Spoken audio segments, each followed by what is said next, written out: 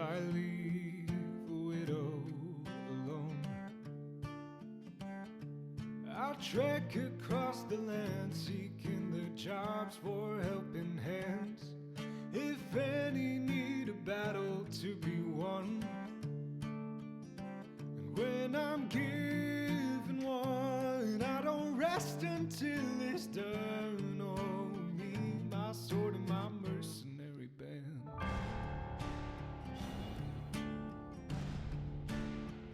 We live the life of the mercenary. Restitution is our creed. We seek the thrill, gold and glory. It's the only life we need. We trek across the land, seeking the... A little spray bottle for you. Bad. Bad. Hiccups, why is it always you? Whenever I change into the next scene.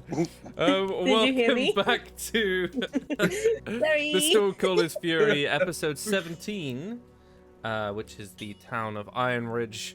Last we left off, you guys had made your way over to Ironridge, and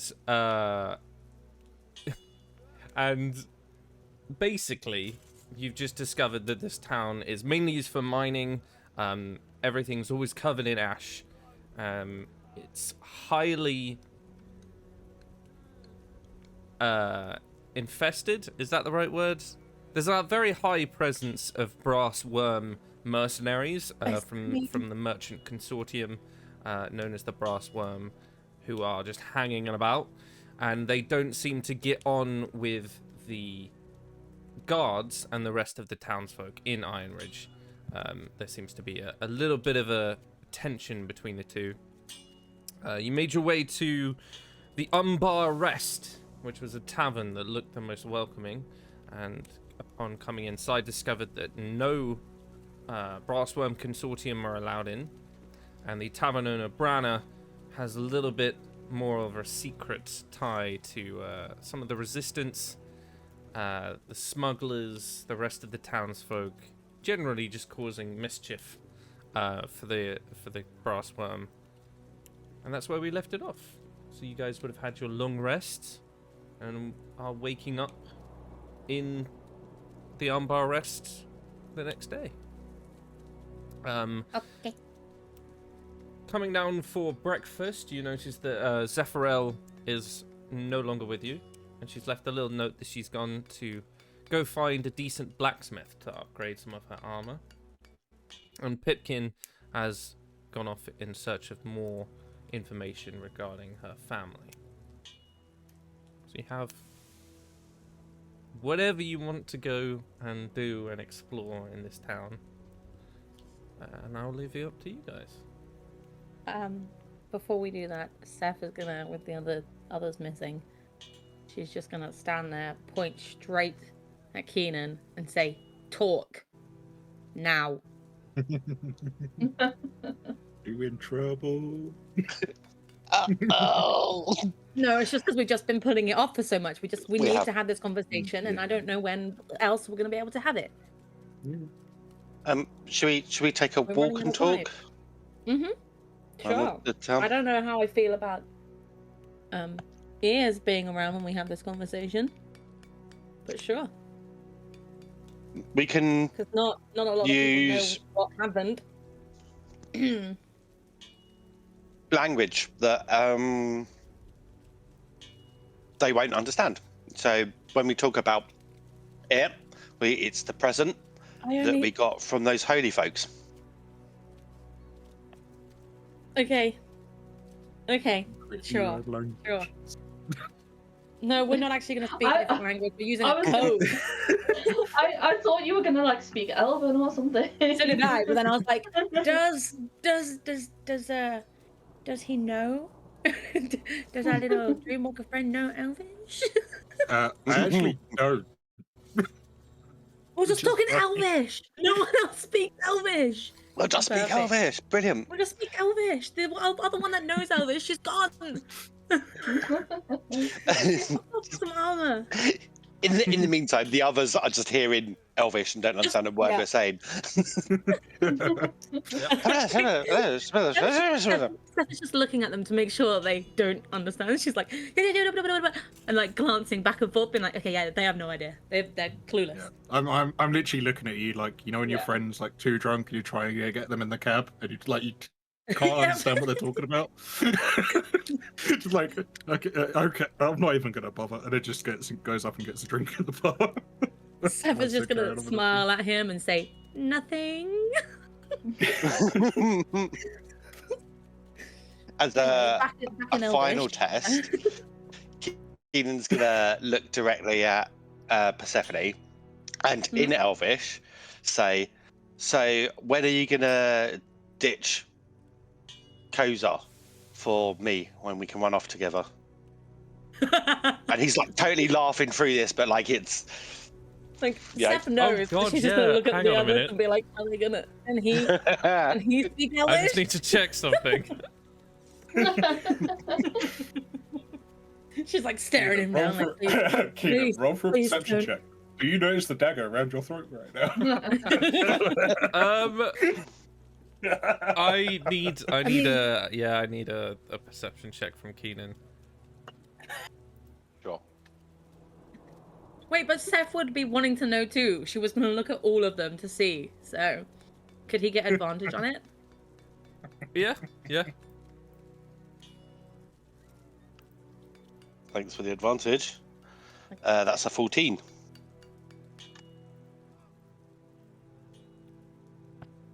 I guess he's not trying to hide it, but yeah, he can very much understand the two of you. And then she's gonna be like, "Well, he knows what we're talking about anyway. He was there. He knows what. He was there. We need to talk about something else later. He was there. Ignore what he just said." She's like still speaking in Elvish, like panic speaking now. So she's speaking really quickly as she looks at Kozar. Like, ignore what he just said. It was just a test. It was testing to see who could understand us. Anyway, It absolutely was a test. I guess Kozar, unless you don't want him to be, could be part of this conversation. I don't mind. I mean, he was part of it anyway, wasn't he? He knows about it. He was there. Exactly. Kind of no point in hiding that from him. But I do want to talk to you about something else that I need to talk to you about.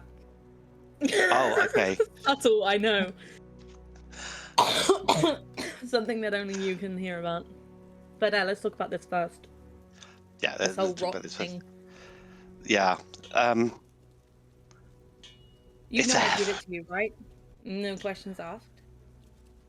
Oh yeah. She didn't tell me what to do with it. She just told me to take it. She didn't tell me not to give it to you. She just told me not to give Well, it to So Colin. Mother told me that it needs to get back into family hands. She didn't say when or how. Do they know what it is? It's I'm an pretty heirloom sure. that is like protection. Has offered Yeah, I protection don't to think our that's what family that for is. years. There is that I don't want to call your mum a liar, but she ain't. Oh, she's an absolute freaking liar.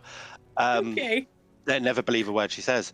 Well, no, it's not just that. But when I touched it, I saw something not natural. It like jumped out at me, and I'm pretty sure I saw someone whose name I can't remember off the top of my head. Put it in the chat for you. Are you good? Yes, please. I'm scrolling through my notes. This might take a while. It's Lutharan. It's his name. Lutharan! She was like, I'm pretty sure I saw Lutharan and some other kind of monster in there. That's wouldn't why surprise I think me. he can't have his hands on it. That's why I think Callan can't touch it, because it will corrupt him. There's something in there. I was just about to ask you, could I have a look at it? But we best not do that in front of Callan. If we then. go somewhere private, yeah. 100%. Yeah, absolutely. Yeah. I mean, And she's gonna it kind of pause, and makes- she wants to pause, look up, like she's looking at like nothing. Okay, but she's like gonna talk to her god and be like, if you have a problem, now would be a great time to say something. And she's gonna wait, and if nothing happens, she's gonna be like, that's what I thought. Continue on. Roll a d100. Oh no, I didn't even have my dice out. Shit! Quick, roll whatever ones you can find. It is a fuck. It is a blah blah blah. I'm not doing math, but I forget how to read these things. Oh, there's a 0. It's just 60. I was like 600, but that's not right. It's just 60. 60 flat. Sorry, that was all panic.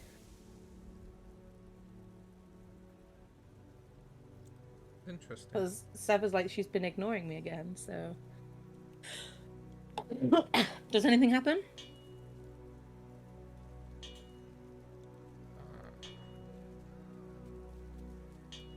Give me a second. Okay. Probably get the rest of my dice out when I do that. I'm fine. Oh my god, why? Oh my God, You I'm so instantly recall every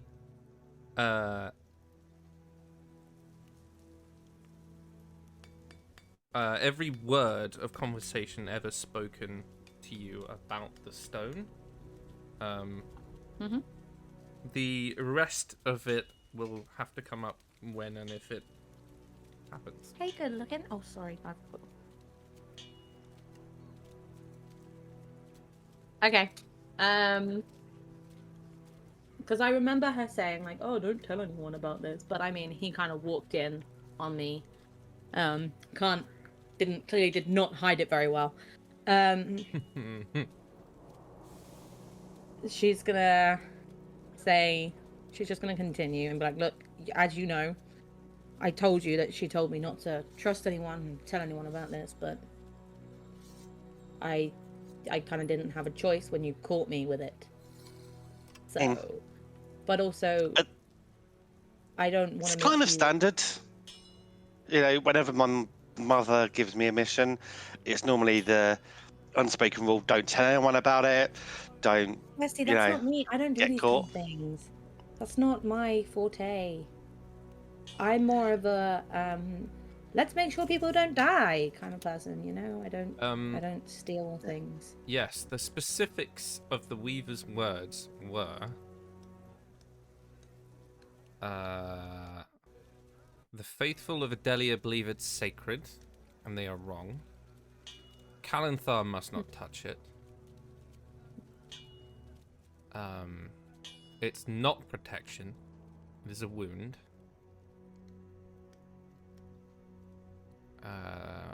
Obviously all the other stuff about you losing faith. Yeah. Yep. Blah, blah, blah. She said, if it remains, it will be found. And if it's ever found, it will be twisted, corrupted, and made into something it was never meant to be. Trust no one with this burden, not even your companions. This is the cost of faith.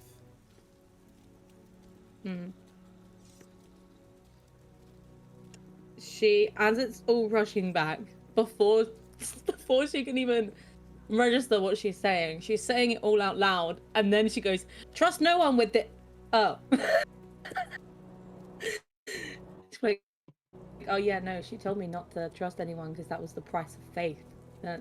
Well, and she just gives a one shoulder shrug, but like, it's a bit late for that. But whatever it is, your family can't have it. Apparently, I would have given it to you if I could, but it's not what they think it is. Is there any way that I could talk your sister out of it? Or would she have my head?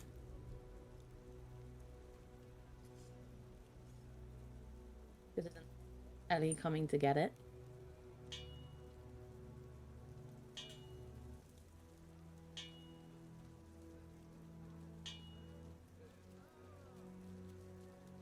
Are you there, my dear boy?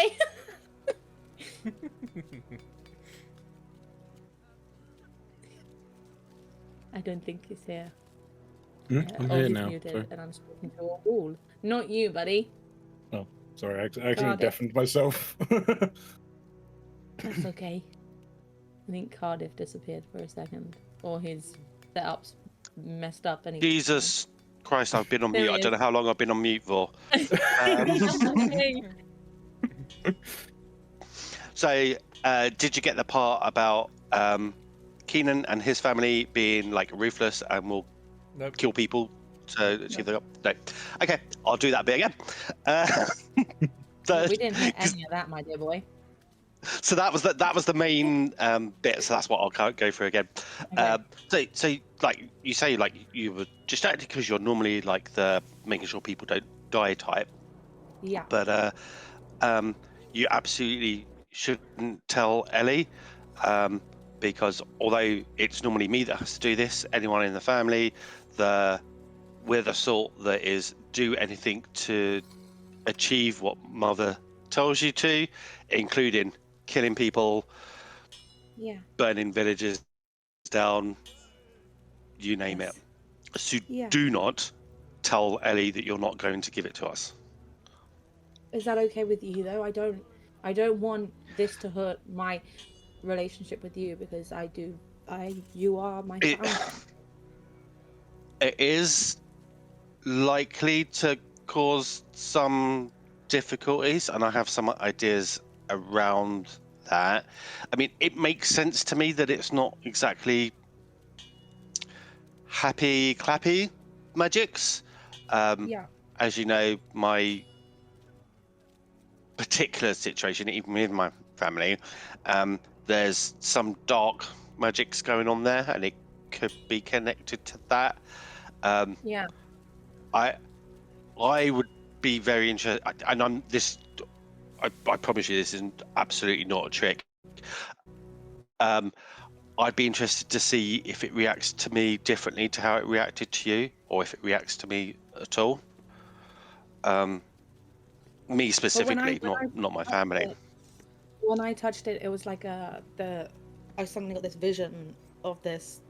I don't know what it was. It was some beast, monster, aberration. I don't know what it was, but it like launched at me, and then this like silver armored hand pulling it back, which I assumed was Lutharin after our previous encounter with him, stored into a similar stone.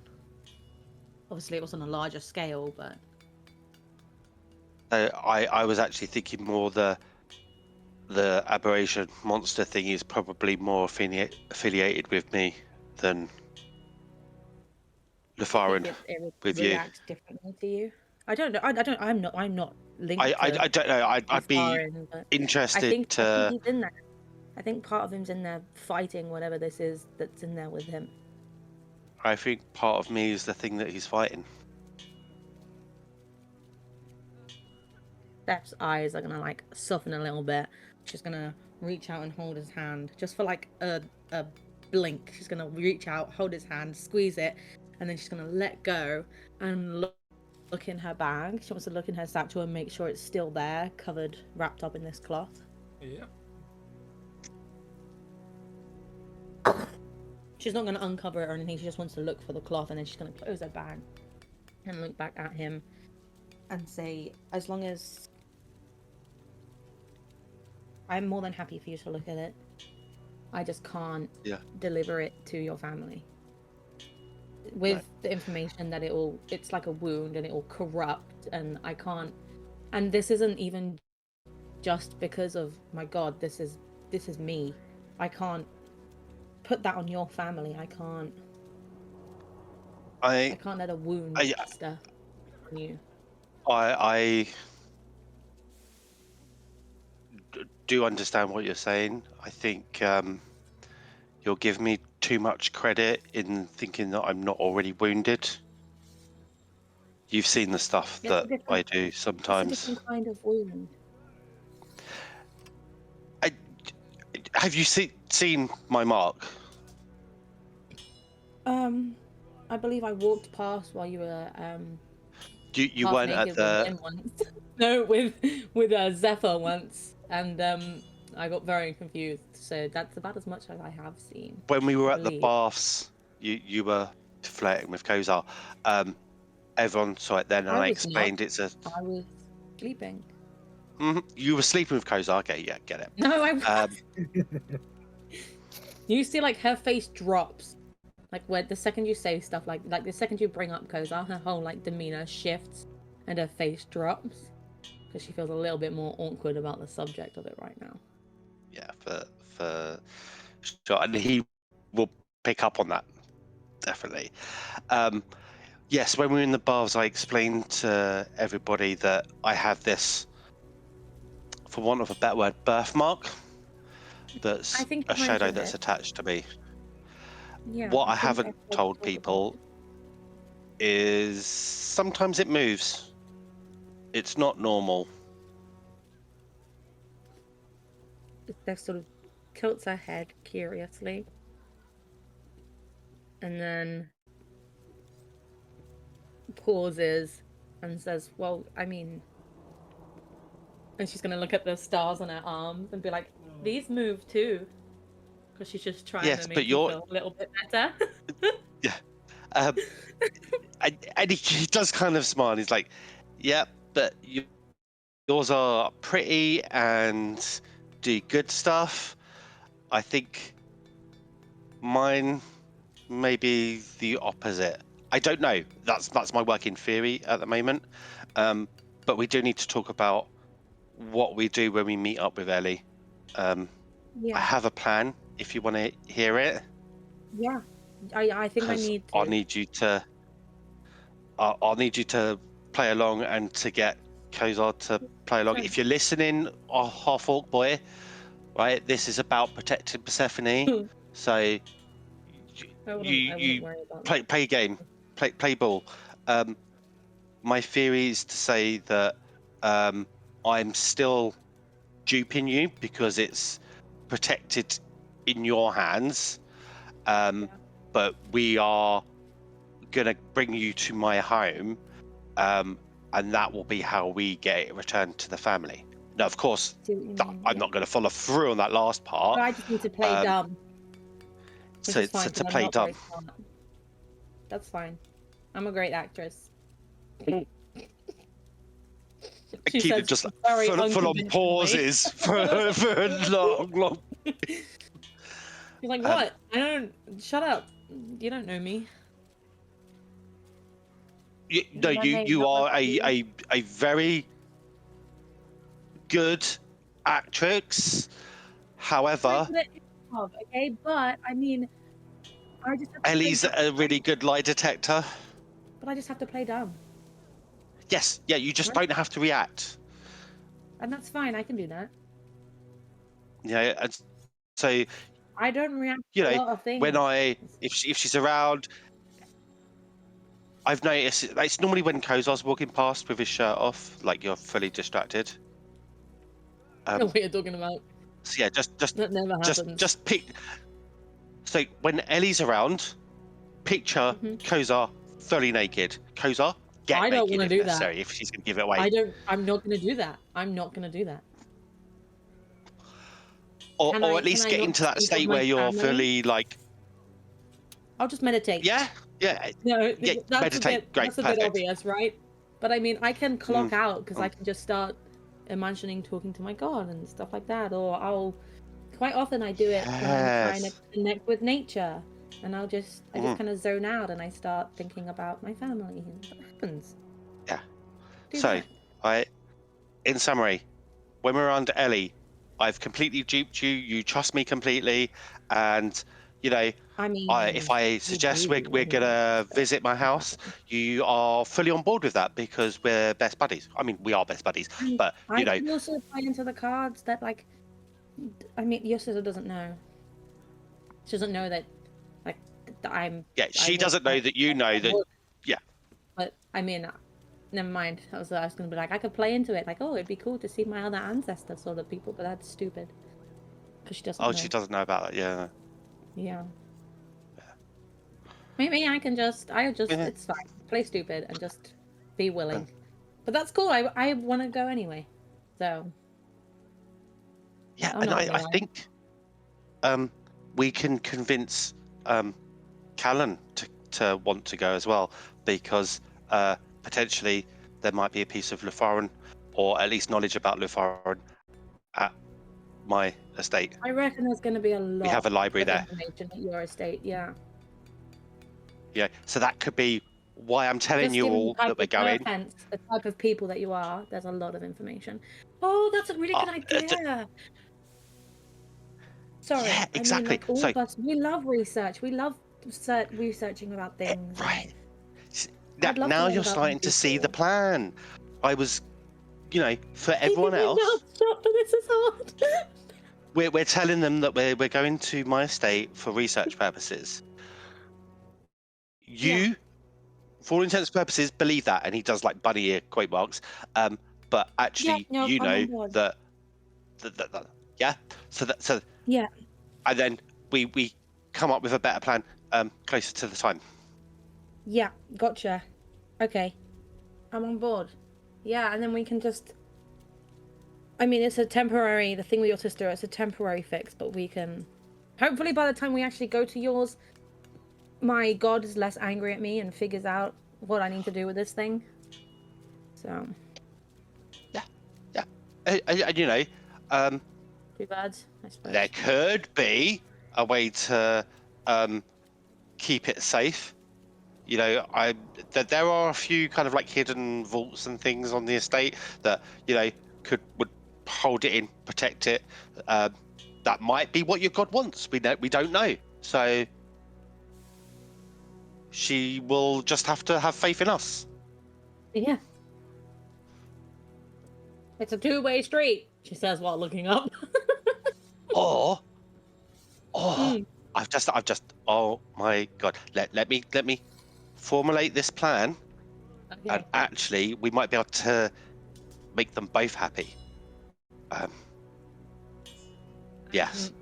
Seth is gonna pause the conversation and look at Kozar and say, "Could you go grab us like a couple of drinks?" And she's gonna like put her hand in front of Keenan and be like, "Don't say anything. Could you just go grab us a couple of drinks?" Real subtle, and he'll just Yeah, I stand know. up I'm great at that. and go get them. And the second he's like walking away from them, she's gonna grab Keenan's hand and pull him outside. Yep.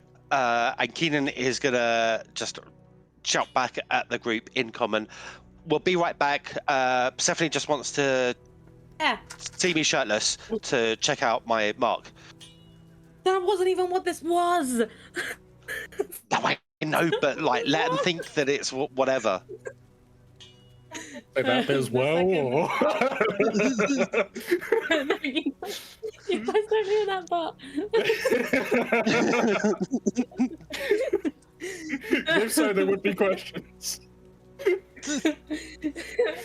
The second they're outside, to be fair, the only person she's trying to avoid, I wouldn't care if the rest of you followed. The only person she's trying to avoid is Kozar. Okay, so she will just drag Kanan outside, not caring if the rest of you followed. Okay, and then she'll just start talking in common again, because she'll be like, "Hey, he's not followed us. He's gone to get drinks." I wrote him a letter, and he read it. Remember the letter that I wrote for Thorn that you definitely read? Yeah. I wrote a similar one read, with a lot more. You definitely read it. Confessing your feelings. Confessing your feelings for Kozar. Yeah. Big time. Yeah, and you know what happened? He stared at me. That was it. It was silent. It was awkward. I walked away. Have you not spoken to him about it? No. Persephone, can you make a history check for me? And you have advantage. I mean, I'll take it anyway. The advantage was not advantaging. But I mean, I rolled a natural 18 first, and then you said you had advantage, and I rolled a 1. 18.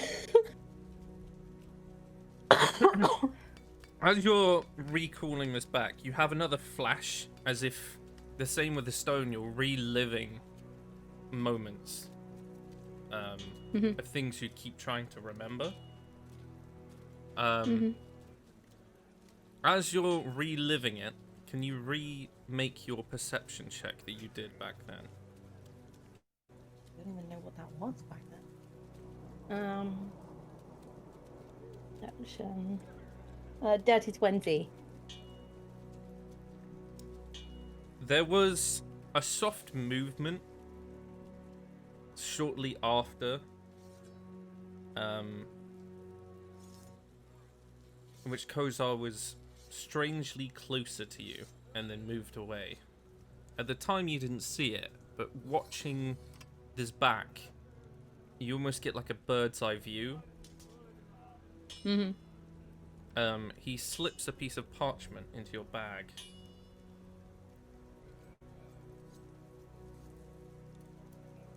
She's gonna be like, hold that thought, and then she's gonna open up her bag and be like, I think I just remembered something that I didn't remember before. There is a wax-sealed letter Around. inside your bag. She's gonna look down, look back up at Keenan and be like, is this an I'm dead letter? Because that's what I call mine. Mine are I'm dead letters. Do you think this is an I'm dead letter? Or do you think it wouldn't be cool to read this, would it? Does it have any writing on it, any marks on it at all? She Just pulls wax sealed. it out. She pulls it out so they can both inspect this. Yeah. Like besties Keenan's do. fully invested, like examining the wax seal. Is it like, could there be any tear marks on it? Right, do I Yeah, like, recognize his full on. handwriting? The handwriting is Kozar's. It's Okay. strangely eloquent, though quite large. It's definitely Kozar's. The wax seal is very simple wax. There's no seal, like actual seal on it. Just appears to be used the back of a coin or something. Okay. Are there little hearts over like Little any letters that need them? No, I hate you. no, it's a really simple letter. I think heavily detailed portrait on the back and sketch. yeah. Steph is gonna put it back in her bag. No. If you want to find out if it's a I'm dead letter, then you need to read it. You could just ask, right? Like you did. She's gonna immediately stop and poke her head, push her head through the door and just shout, "Is this an I'm dead letter?" She has no, she's not. This isn't her kind of thing. She's got no clue. No, She's really not. She's so oblivious. So she just yells through the open door, "Is this an I'm dead letter?" He just simply smiles and go back to drinking with Colin.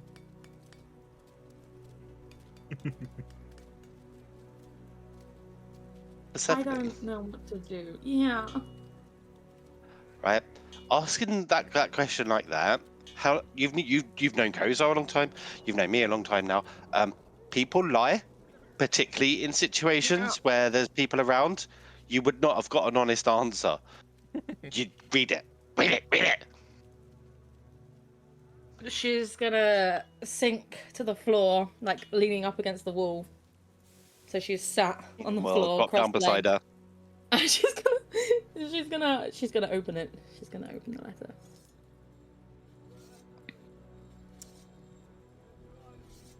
From the context of the letter, you can take a guess that he might have written this shortly after you were reunited at the Sanctum.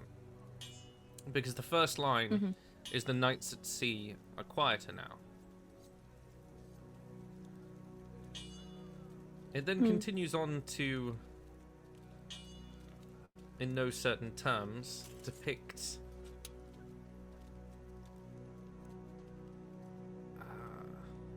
I mean, I'll read it out for you. Why not?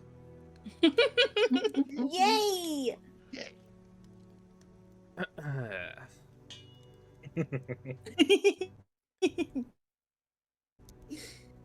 The nights at sea We're reading are it for quieter now, yet they seem louder than ever in their stillness.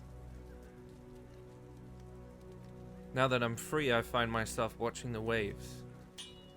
Endless rhythm, a reminder of our time. I've lived a life chained to shadows. Though not as fancy as Keenan, I was bound as a tool as an enforcer, serving a crime lord whose cold command overshadowed any warmth I had ever hoped to find. Yet, in my darkest days, in the rain-slick alleys, it was you who shone brighter than any lantern or star, illuminating paths I dare dream existed. I never saw you merely as others might have, given that you live in a second skin. A surface reflection is often a poor representation of one's soul. Your spirit is defined by resilience, wisdom, and kindness. It's strange how solitude sharpens the senses. I never mentioned this, but Amma tried to corrupt every memory we've crafted together, inserting herself instead of you.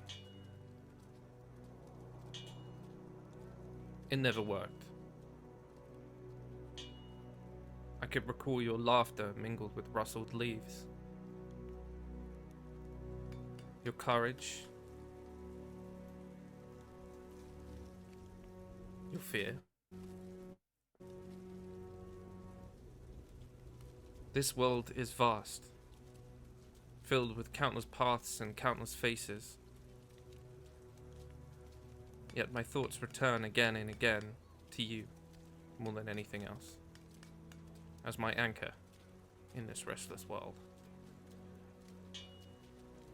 There are moments where words falter, unable to fully capture the depth of gratitude and respect I hold for the life you've shown that could be mine.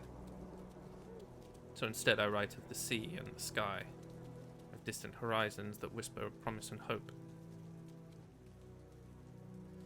I never knew quite how to say this to you.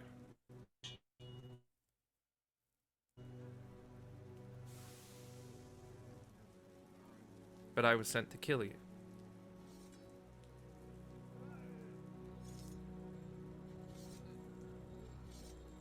Perhaps, if you're reading this, my betrayal ended up getting me killed. Is an I'm dead letter. Or perhaps you're just opening this because you're curious and nosy.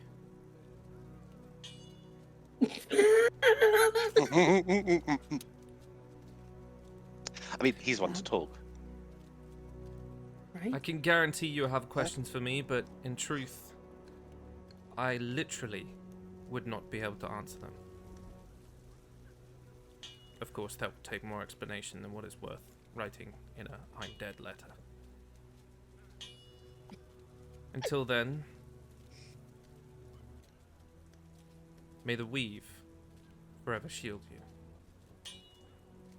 Yours in quiet sincerity, Koza.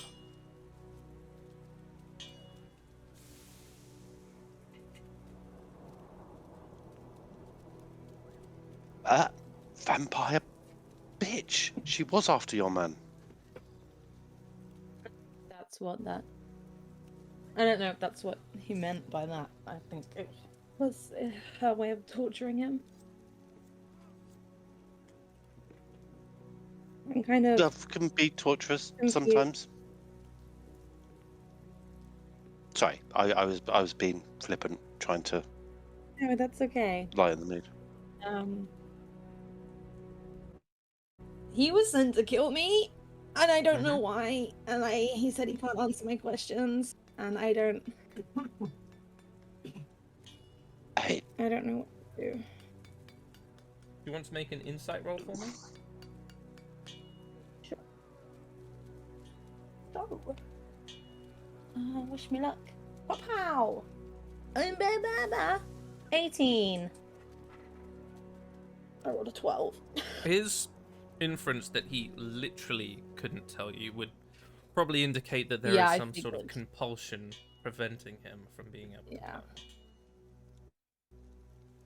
I figured it was that, or they like quite literally wiped his memory, like modified his memory. Okay.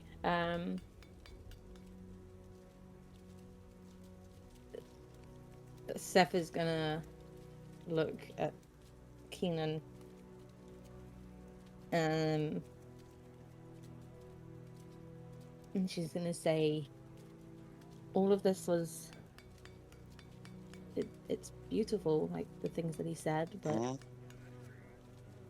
I think I'm more confused now.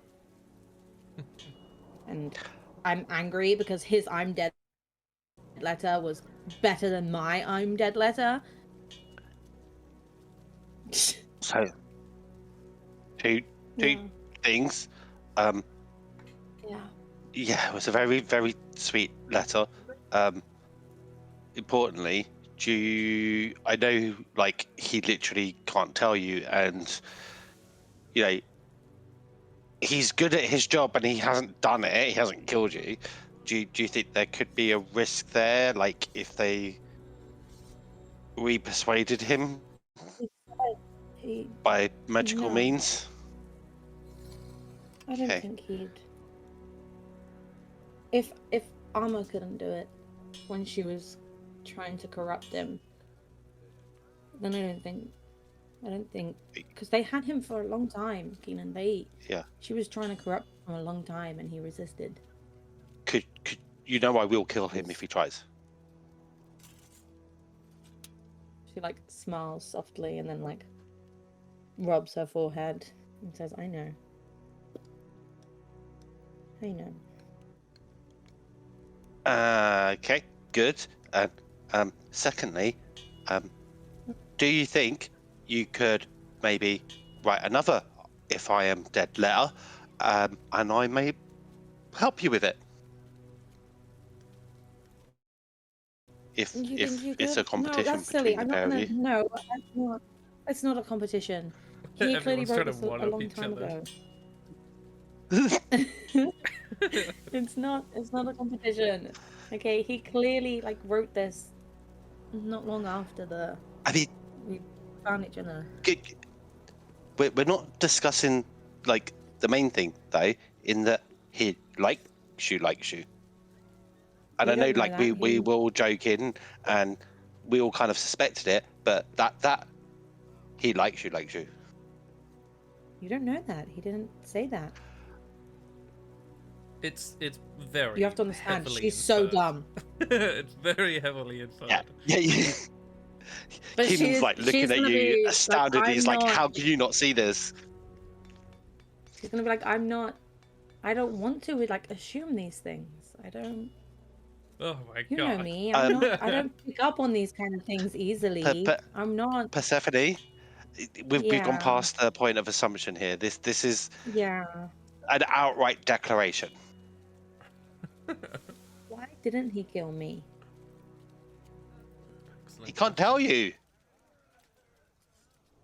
He told me why he was sent to kill me. Not why he didn't. I mean, we couldn't ask. You know, maybe this is a much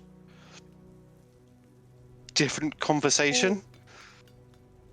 We should move on, and you can see like she's like struggling, like she's like got her hand on both of her hands like on her forehead. She's like, we should just get the others and explore and do what they wanted to do. Yeah, right?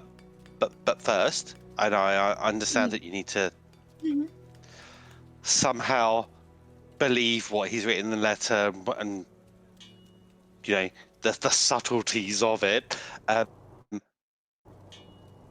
how do you feel about Kozar? I think that's probably your starting point. I told him in the letter. Oh. Say it. Now, You're gonna. yes, I'm going to make you say it, but I think I know what you're going to say. And that's why you're so upset.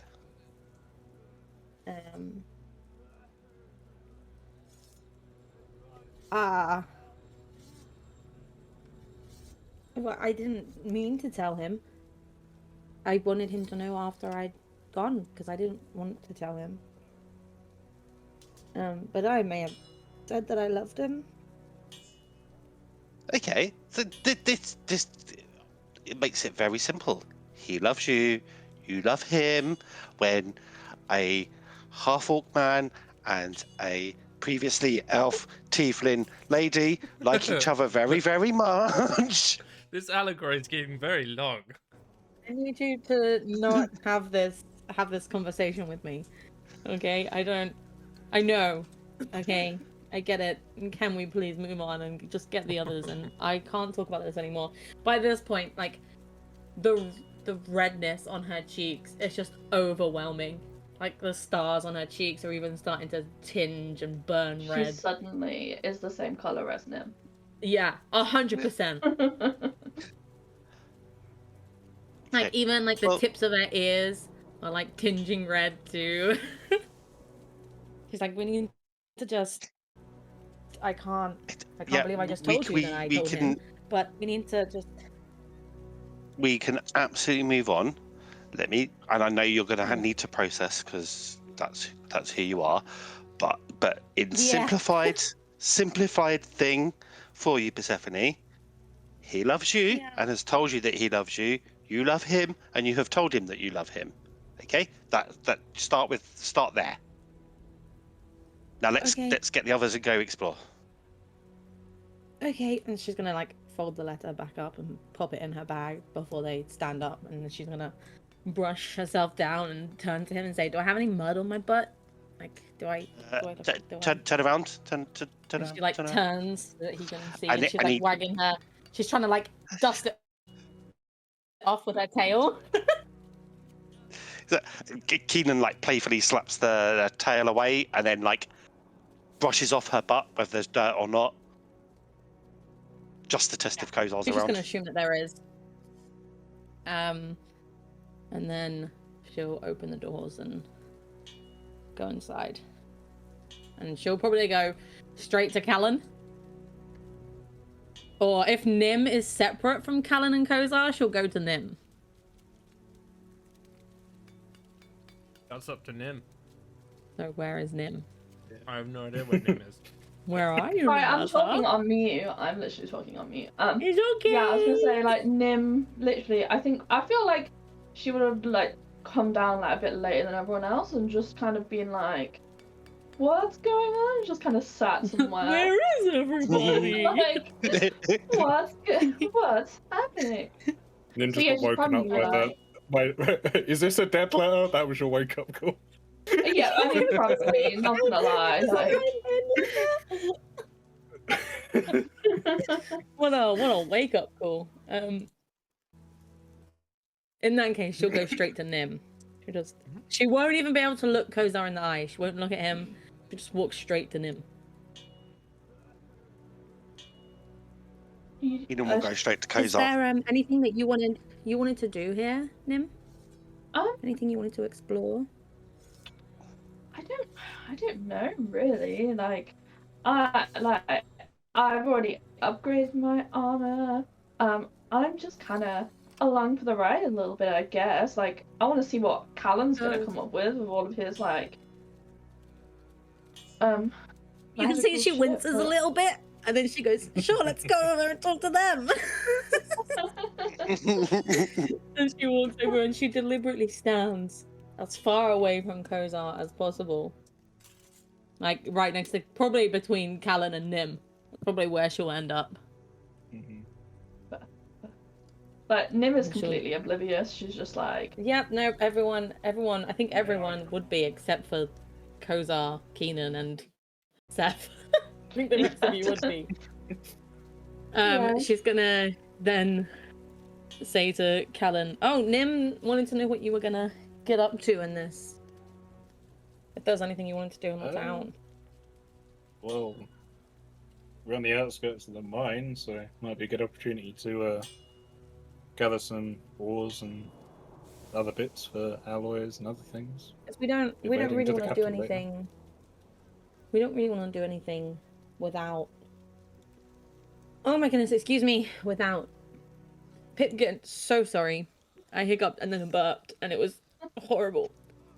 Well, Yeah, I judging- we mean, don't really want to do anything without. judging by how our Zephyr we introduction don't care about, went. but Pipkin we need around with us. Yeah.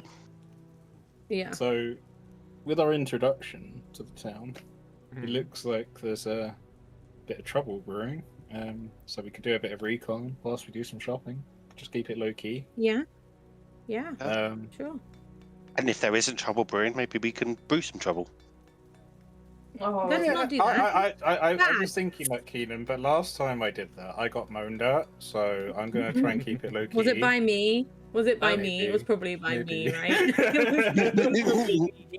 Branna is I'm the obviously nonsense. at the bar, so if you wanted to ask her some things, you can. You guys have questions? I'm I a bit. suppose the first thing My would be brain like, is a bit elsewhere. what's actually in the town is like we got the tavern, and we got a few other bit like town halls or anything else. So you got Like, the Staggered any specific Cliffs, crafts, which are where most of the residential places are, and it's also where the Umbar Rest is. You've got Rammer's End Square, which is it looks to be mainly administrative buildings. The Forge Spine, which is obviously where all the forges are. The Ash Market, which is the marketplace, and the Deep Lung, which are the deeper mines. And that's pretty much it.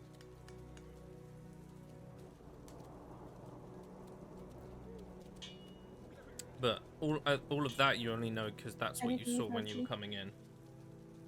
As for the we wanna specific details, you'd talk have to about it? ask around. Mhm. Is there anything specific that you're after, Callan? Because I'm saving my gold for other ventures. yeah. I'll level with you, Seth. I am broke at the minute, but I wouldn't mind going for a bit of window shopping at Yes. least. If there's something that you need, we can. I mean, we've got some gold in the group. Yeah. You can also Oh, earn gold. And I'm always We willing could to always come to an arrangement, help. Callan, if you Yeah. need gold. Yeah. And he kind of like suggestively winks. Oh, I didn't mean that. I didn't. He means that. I didn't mean that. I just pull my ponytail back and tuck it IOU. inside my jacket, just like. I You guys just mean can like an you guys can- IOU. You owe me. You can earn gold. Brannon did say that she would happily have you guys help out on things. Yeah, I wouldn't mind earning a bit of extra pocket money, as Keenan would Get probably call yourself it. some monies. Pocket money. I think he would call it an allowance. Because that's what rich people call it. Yeah. I went with Passive pocket wealth. money because. Pocket money is what Seth would call it. Allowance is definitely what Keenan would call Yeah. it. That's what rich people call it. Yeah, for sure. His trust fund. Yeah. Anyway, jokes aside.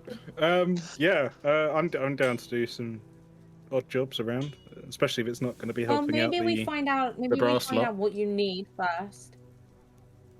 What you need first, like if you see something that you want, and then we can come back and actually see how much we can make to earn. what Should we need. Do you know what I? first start off with a little trip over to the Ash Market and then work our way over to Yeah. the Forge area, maybe?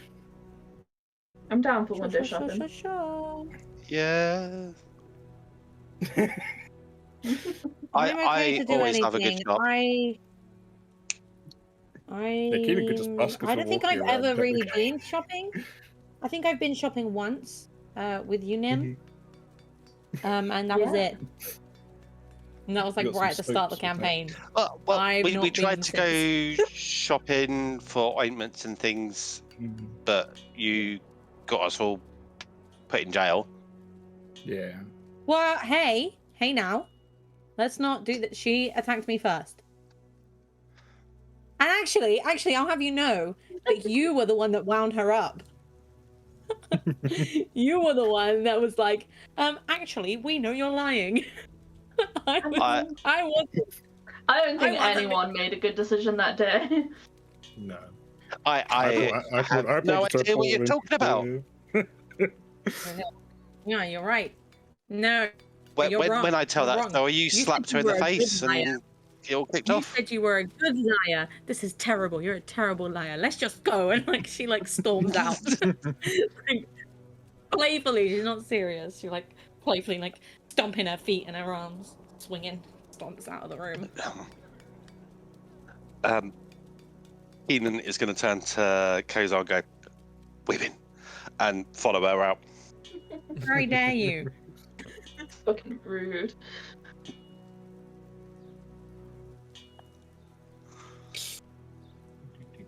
Anyway, she's gonna wait for everyone to come outside, and then she's gonna follow Callan. Yeah. She's gonna be like right behind him. I So like his hair is almost I sticking don't, her in the face. I don't know where I'm going, but YOLO. No, neither do I. Let's walk. Let's walk. We're like, Let's like go. I'm just gonna like, just gonna like try and like go. Should we can ask in the tavern where the market Yeah, probably is, should. and if there's any jobs you didn't do in there. We probably should have done that, but somebody Okay, started wait blaming me here. for getting us in Keenan, trouble the last time.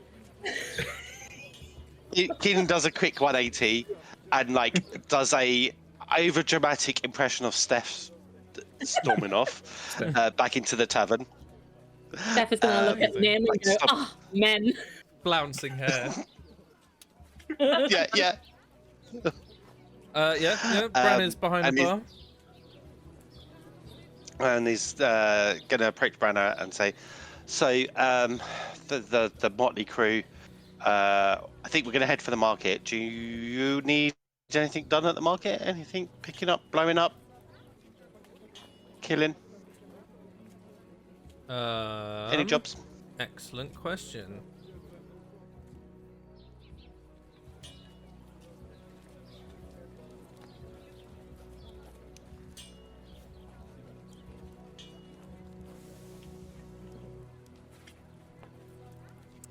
Yes, she gives you a small slip of paper, and tells you to head towards, a warehouse that's on the edge of the Ash Market district.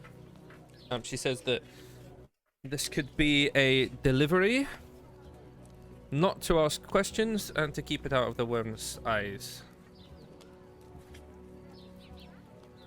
Absolutely, we can do that. Where is it? How do I get there? There are signs, Keenan. This is a town. Sorry. Yes, but good point. And he but he turns back around again because he's very confused because he's thinking things through. Do you want us to deliver something there, or go there to pick something up to be delivered? You're gonna pick up something, yeah. Okay, cool. Bring on. Thank you. And he's gonna leave. Find the group again and go.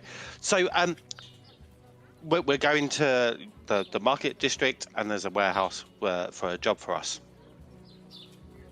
What is it? And then he's going to start walking and like stealthily try and look for a sign pointing the way.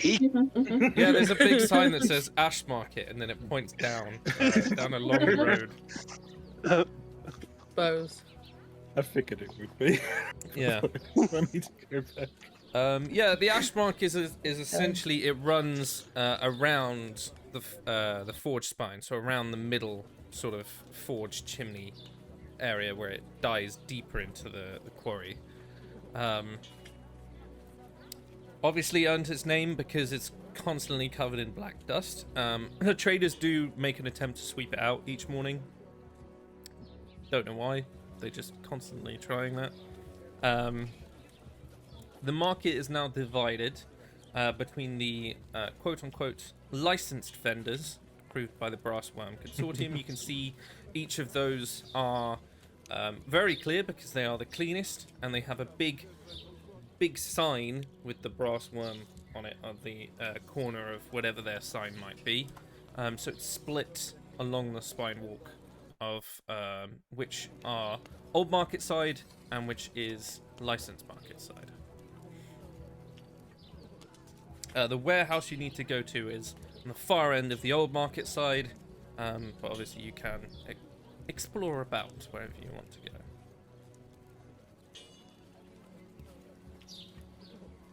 Now's your time to window shop while we're on the way, Callan.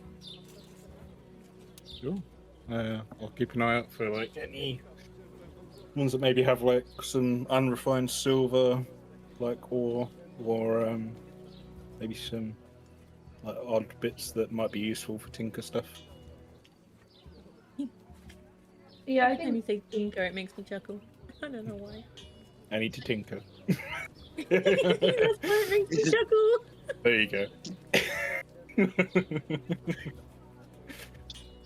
I think Sorry, go Nim ahead, would Nim. like browse a little bit, but like very pointedly only browse like the old market stalls and not anything that Yeah. had like the brass worm on it. Okay. Seth is going to say if any of you shop with them, with the brass worm, I'm going to set you on fire. Okay? Fair enough. Okay? Just like nodding Oh. at them all for confirmation. Oh, and if, okay. if there's a shop that sells tinker, like a thing of tinker tools, I'd like to like look at that as well. Because I don't actually own any yet. Oh, good lord. You are looking for stuff to tinker with, and you don't have anything to tinker with. You know yeah, what I I'm can trying be- to say here? I can be a collector who studies. Okay, don't judge. I would These How are many my minis action is there to be? Every bit. How many people have minis that aren't painted? Hey, don't call me out like that. Not what the me! fuck? Throwing shit I around don't like have that? any. How dare you? The audacity! The audacity. I got a full thing of unpainted minis. It's my box of shame. I'm there with you. I have that, but with unpainted dice, so I can't read the numbers. They're all just... They're just shiny Haven't rocks. They're not painted the shiny numbers math on? rocks. Yeah. I just haven't painted the numbers on them, so I'm like, what does this say? Is it a 2 or a 20? I can't just put this in the right light. So yeah, I guess I'm responsible too. Okay, It make takes me so long. pick someone to make an investigation check, and you have advantage. Y'all know it, me. And go on, Callan. You've got got my guidance there too. Kapow!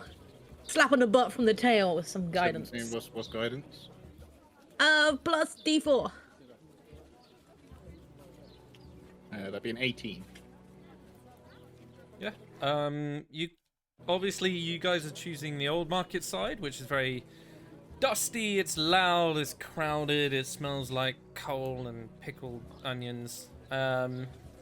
Most of this is dwarves and halflings, and you see the occasional different face, maybe very rarely. There is Essie Brambletoe's Rusted Spoon. It's a general store, mainly with salvage goods. That's such a cute name. There's Tannin's Cloth and Cinders, which is a tailor's. There's Old Sadrin's Spit Pot. Darksbone Market. Where else? What else? Kivaran's Tools, which looks to be some sort of dwarven hardware supply store. And Guilt and Grime, which looks like a refurbished shipping warehouse, which would be the warehouse that you guys would need to go to.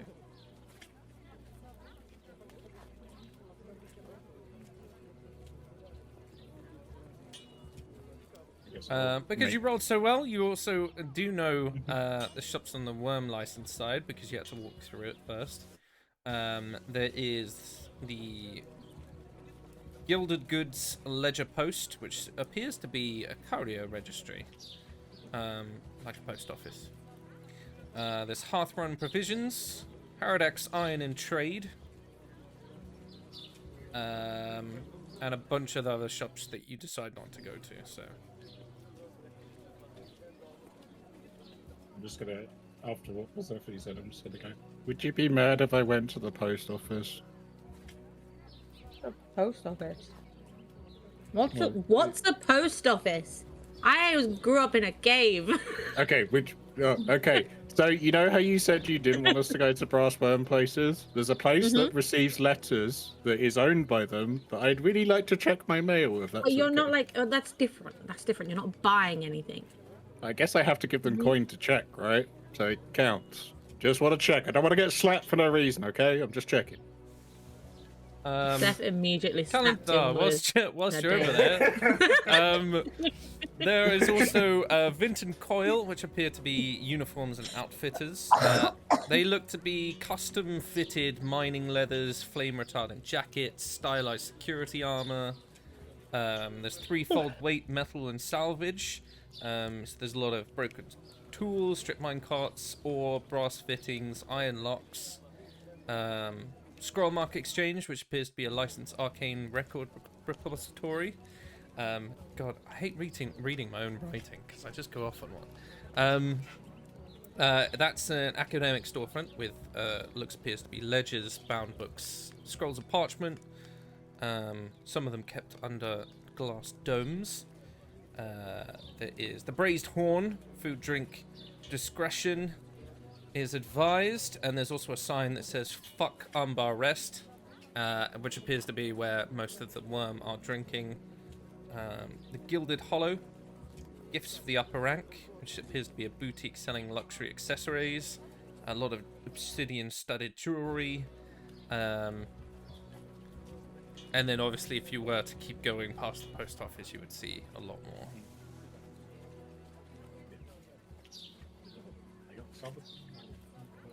It just really highlights the considerable difference that the shops appear to have.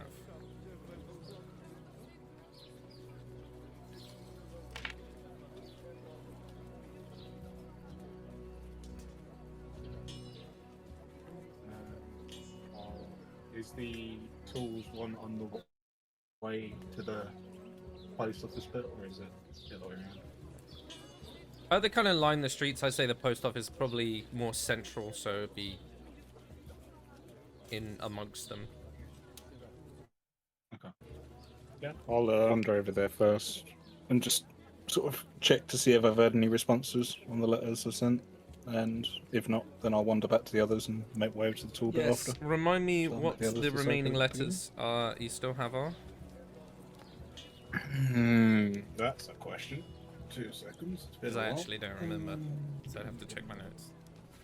I think the last one was just checking to see where she like, what she was up to and when I can help. I think it's been a while.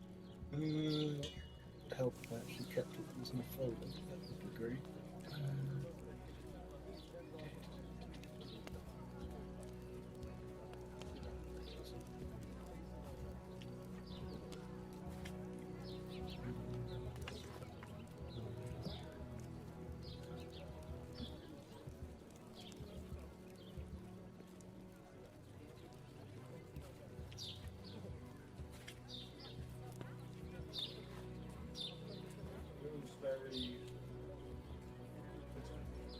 What? Well, I think it was. oh, he's talking to himself. Yeah, I was just trying to find it. So it was basically just checking to see how she was, when he can possibly meet up, and then there's sort of lovey-dovey crap in between, which I'll put in the chat for everyone if they want to read it. Yep, nothing from Holly. But basically, it was just nothing from Holly at all. And the other one was The audacity. if the what was her name? The mentor had sent anything, or if I'd had anything from my little gnome friend as well. You have Just as got a the one check-in to from see the if I'd had boat? any mail. you have got a letter from your gnome friend. Let me Yay! find it. More schematics, maybe? Is that Um, the one that was studying Leviathans? Yes. Yes. What was her name? Canon. Yeah, it's it's building. It appears to be Either. a sketch of the arm that you had shown her. I think I got With that already. That one. some a little tweaks that she seems to have made to it. And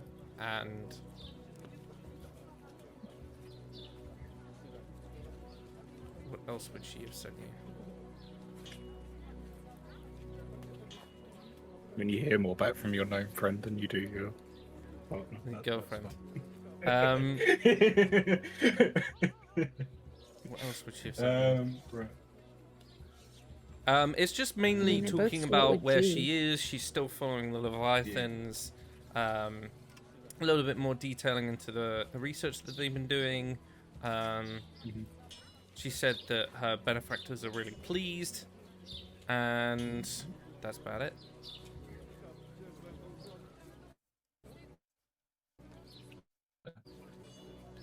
So no additional like what materials I might need for it or anything like notes like that on there. No, yeah, that's all listed in the blueprints. I'll have a little eye around to see if there's anything from that list available around it. And see if there's anything I can start Yeah, picking obviously up before I very way to the main city. yeah, very simple stuff like specific dimensions for what gears you'd need. A lot of it seems to be made out of steel, and then some parts that would require arcane elements are all lined with either copper or silver.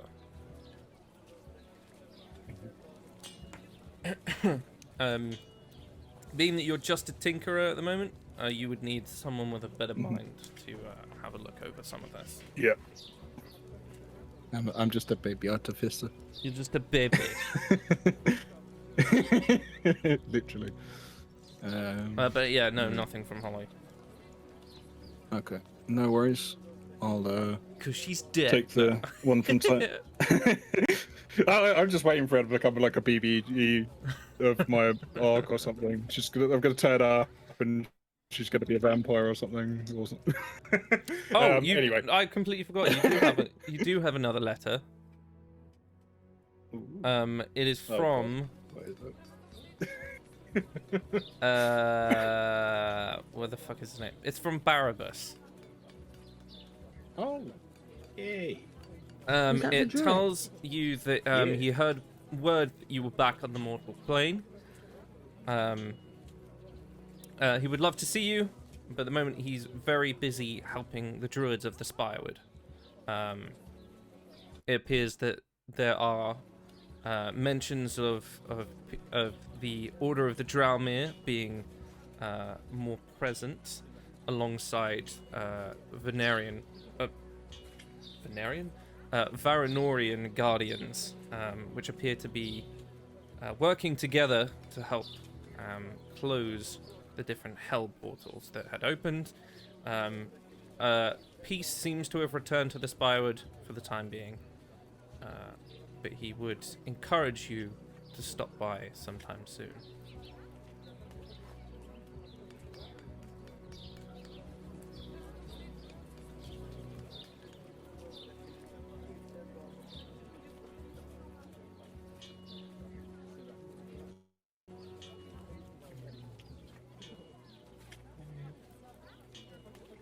I'll pop them all in my little Barabbas notebook that's now extended with the additional herbalist notes from last week, and stuff it back in my satchel and then go out with this.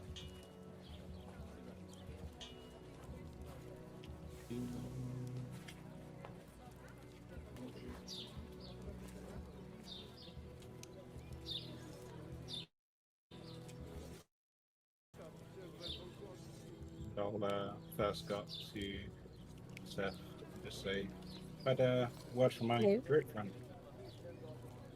Things Oh, are starting to calm down a little bit over there. So we should Over pop by where? at some point in the Spirewood. Funny enough. oh, sorry, I didn't know that. I didn't know that's where he was. Sorry. Ooh, Yeah. oh, I want to go to the Spirewood. They have Baranors there. I've never met one before. I want to go meet one. A what? Varanorians A are Baranor. the warriors They're of the the Guardian. Guardians. They're the Oh, It's like the NBA team for Nim. yeah. In Nim is terms like of, in terms so of, excited at the idea. in terms of followers of the gods, the most prominent are obviously commoners because they worship the pantheon as a whole. There are the luminaries, which are the followers of the luminary. They're very holy. They're all about healing and life and light, and they're the generic priests that you'll see in a lot of temples.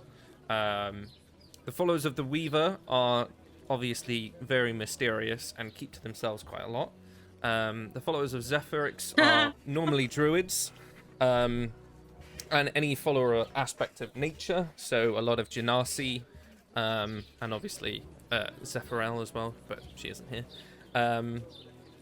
Aside from those, the most formidable gathering of followers of a god are the Varanorian warriors, because the goddess of battle, Hell yeah. honor, and chivalry has a formidable army that just follow out her will, and they have quite a discernible presence in Silvastria.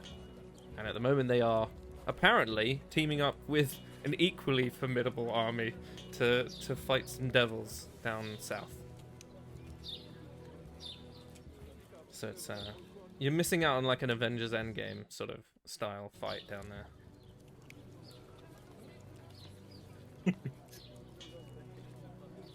Nim just wants to go and like sit with popcorn and be like, look how cool they are. And obviously Cinera was once the leader of the Varanorians.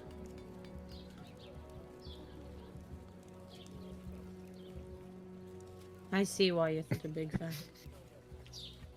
Yeah. Mm-hmm. And then I I'll too also would like be I'll pull out the schematic like all excited as well and just go. I also heard from my little gnome friend. I've got upgrades. I don't know And if he's like, calling a gnome little is offensive. Yeah, that's true actually. I don't She's know if quite you should tall be for a calling gnome. them that's your a little point. friend. Yeah, that's a point actually. Yeah. I didn't think of that. Fully in character, Steph saying that. Like, I don't know if you should be calling them your little friend. But yeah, the rest kinda of is you like have 7 a foot, little so, bit of yeah. time to explore the old market. So let me know what specifically you're looking for, if not the shops that were already mentioned.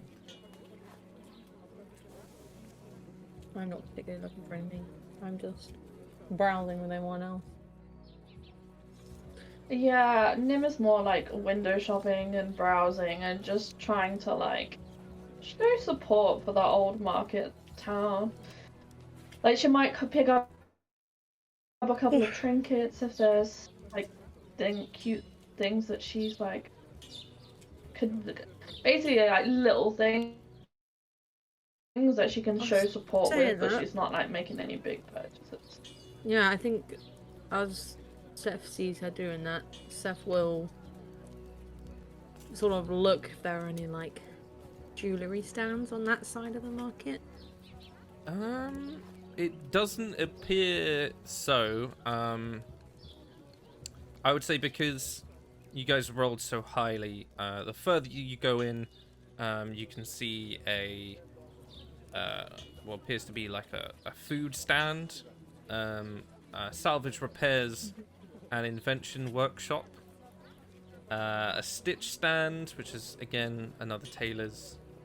This one appears to be slightly more slightly less functional. It's more fashion, and what appears to be some sort of pokey little shop filled with different glass vials, and there's like a soft scent of myrrh like wafting out the door. Maybe it would be like a apothecary-esque It's a shisha den. yeah, it's like a kooky When we looking for an little apothecary as well? fortune teller-esque store, pretty much. That one's called Okay, I Mirrors, see what you Oil, mean. and Smoke. Okay. Is there anywhere that's like, if not selling jewelry, is there anything that's like selling any gems? Like even little ones, tiny little ones. She's looking for more options for earrings for people, to be frank. She wants to find like specific colors to suit everyone. Oh, I tell a lie. fine. The further in you get, there is a stall down an alley with a rusted wooden sign that reads Dog's Bone Market.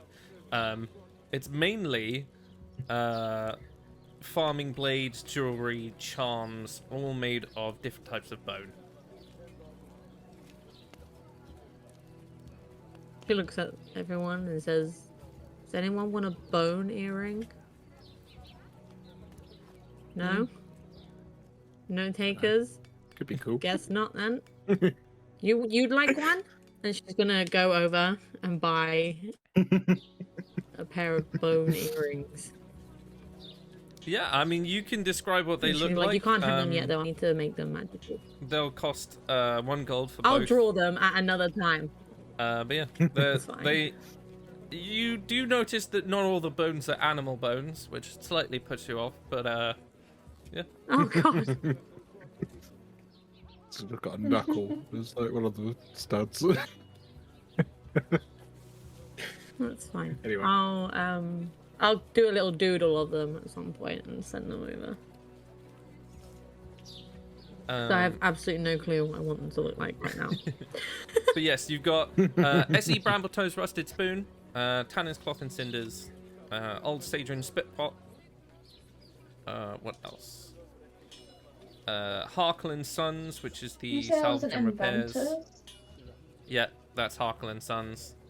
Risa Threadwells, and next to Harkle and Sons, there's what appears to be like a slightly slanted awning, barely covered stall called Crankworks, that have like what appear to be little wind-up trinkets.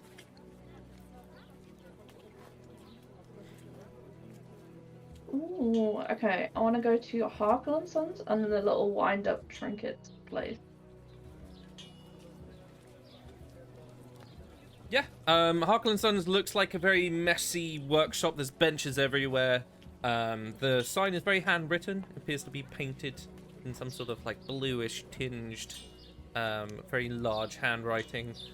Different broken things hang from the ceilings, and you can see a burly human woman behind the counter, and what appear to be 2 twin sons. They're about 11, who are all like running about, helping do different stuff.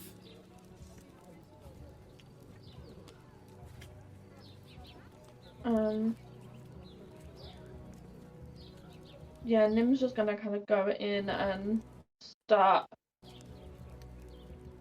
like browsing, I guess. And then just kind of ask her, like, has she got, like, it says you're an inventor. What's your newest invention? Ooh, the newest invention. Make a persuasion check. Okay.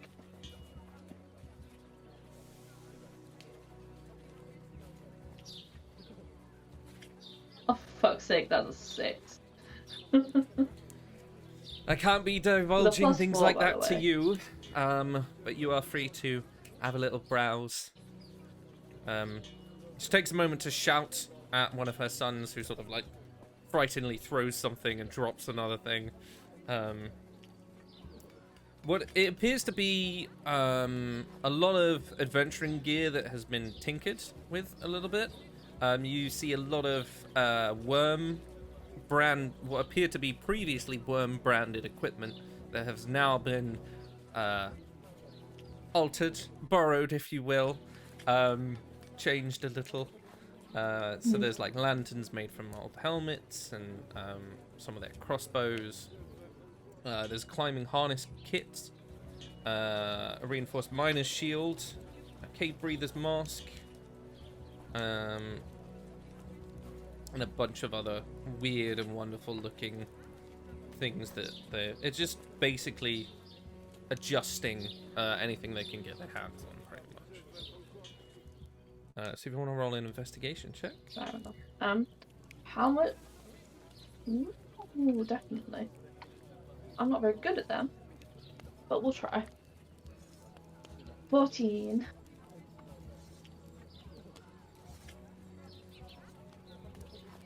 Um, 14.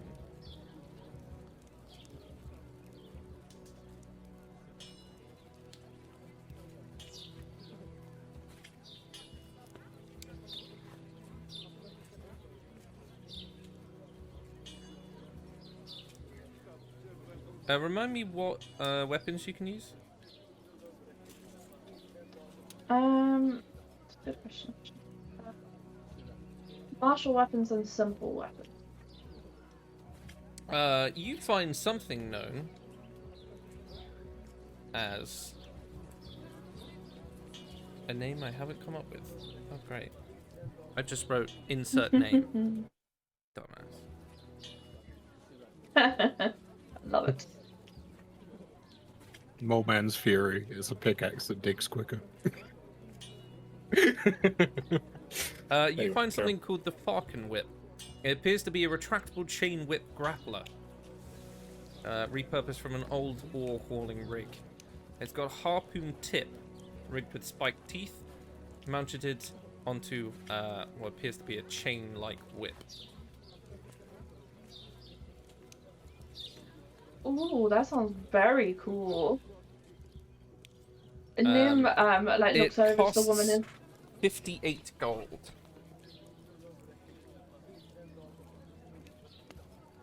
Yeah, she looks over to the woman and asks, do you mind if I pick this up just to see how it Go for it, love. how it's balanced? Try it out. I haven't found anyone who's strong enough to lift it aside from some of the dwarves, but sure, if you want to give it a go. Yeah, thank you. Nim picks it up and just kind of gives it a feel. She's not gonna try and whip anything with it, but she tries to get a bit of an understanding for the weight in her hand and whether she thinks she could wield it well. Yeah, I was just sort of looking at it. You look over your shoulder a little bit, and on the stairs of the shop, one of the boys is just through the barriers, just waiting to see if you'll do anything. That's super cute. She does I guess does a little almost she doesn't want to damage anything, so she's being really careful with it, but gives it almost a little flick. I don't know how to describe it. Yeah, a little flick kind of. Yeah. Very easy for you to do. You're quite proficient with martial weapon. Although this is slightly not what you're used to. You are proficient, so you know how to use them.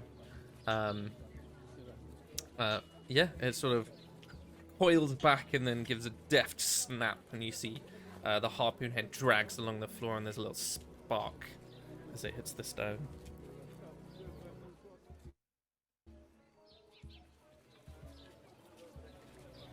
She did anyone come in with her, or did she just go I don't ask know. the others?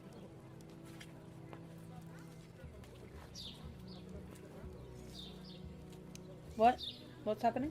Did anyone go in the shop with Nim, basically? I probably would have tailed I- behind if you were going in a tinker shop. I didn't Yeah, want I was gonna say, where is Yeah. Callan during all of this? Yeah, I'm So I she's was like, in the bathroom, but I would have gone with you too. okay, but she like does Yeah, like I would have little gone. Curiosity, and she doesn't. She want like to just kind split of up. does that. No, it's fine. She does the thing that like girls do when they like have new clothes and then like look at everyone. They're like, should I get it? So she like turns around, looks at everyone else, and kind of Think does if she looks like good. gives a look of like Instantly walking up and What? just looking at how the mechanics work of it, and he's just like he's like fangirling over the Steph is just craftsmanship of clapping. it. Someone managed to make it work, and it's like, this is really cool. Yeah, if you want, you can make just a straight intelligence roll while you're looking over. Yeah, sure. Steph will just be there Just straight clapping, like intelligence. like a little golf clap. Like, oh, so cool. Yeah. Oh, she's so cool. That would be an Look at her 18. go.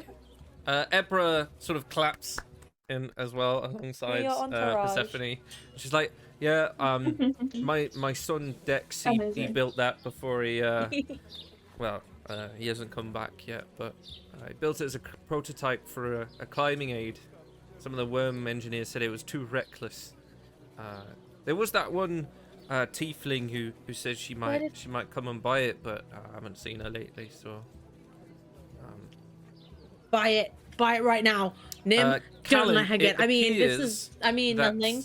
It appears that the whip has a slightly larger handle to it, and at the back there's like an elongated system that appears there's a contraption to reset the mechanism for the chain, because the hook on the end appears like it comes out further than the rest of the chain whip does.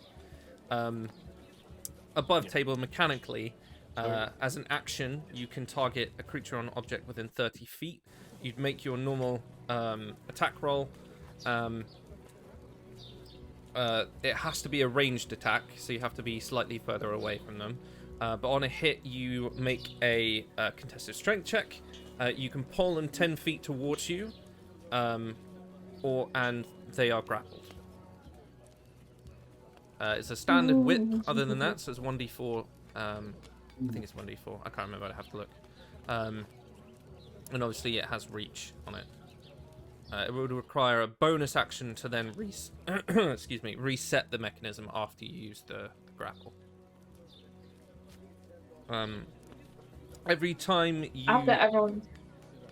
Sorry, every combat that you use it in, you then have to roll a d20. If you get anything less than a 5, it is broken and has to be repaired with forged tools. Oh. Looks like we need to buy some forge tools too, just to be safe. Yeah, what I'm thinking. But yeah, after everyone's like clapping and Sapper's being like encouraging, Nim's like, I'll take it. Above table question. Seth wants to be With curious forge- too. Sorry. I was going to say above table quickly. With forge tools, does that come under like armorer's kit, or would it be in the tinkers? It would be. That's an excellent question. I think I made it deliberately vague, as so that it would cover more than one, and now I can't remember what it was. Let me find. Equipment. It would If we're going to be- need another set of tools on top, I might need a bit more of a handout, I think.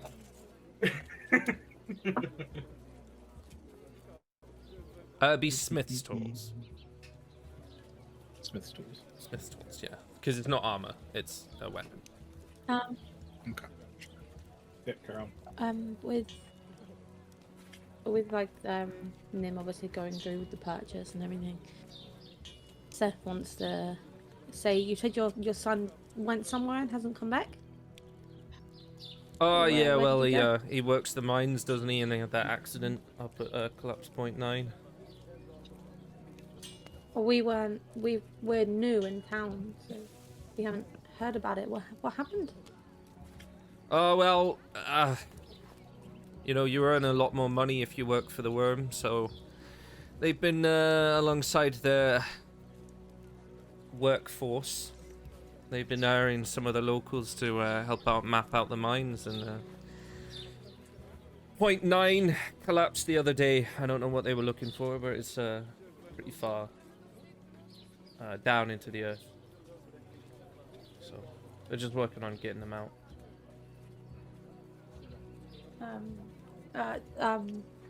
How old is your son? Oh, Dex, The one he's much currently, bigger I guess, than these boys. He's think- coming on 19 now.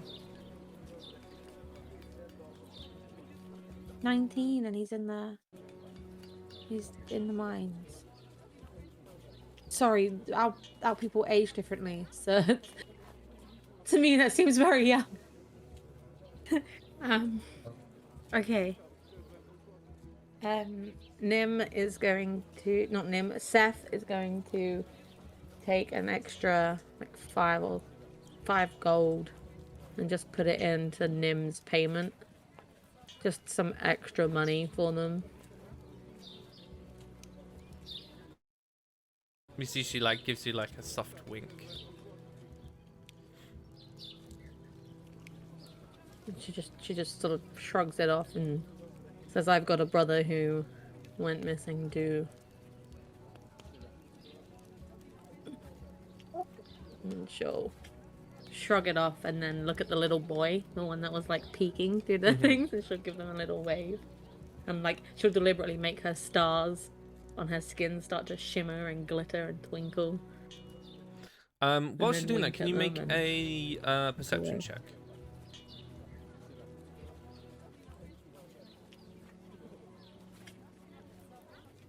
I always forget my +4.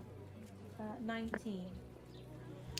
So you once again see what Nim saw, which is a lot of worm equipment that seems to be repurposed. You get the inference that maybe she could help sabotage things, if she was so inclined, or maybe one of the boys, or Dex even, who appears to be the sort of more engineer-brained of that family. There's also quite a display of things labeled GH evidence, which are a load of broken manacles. They're just strewn across, amongst which you see a couple of very familiar looking silver gauntlets that are completely smashed open.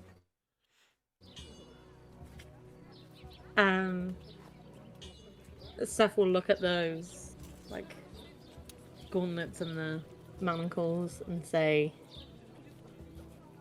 "Were you involved in the Oh god, I don't want to be obvious about it." And she looks at Keenan and is like, "I'm not good with words."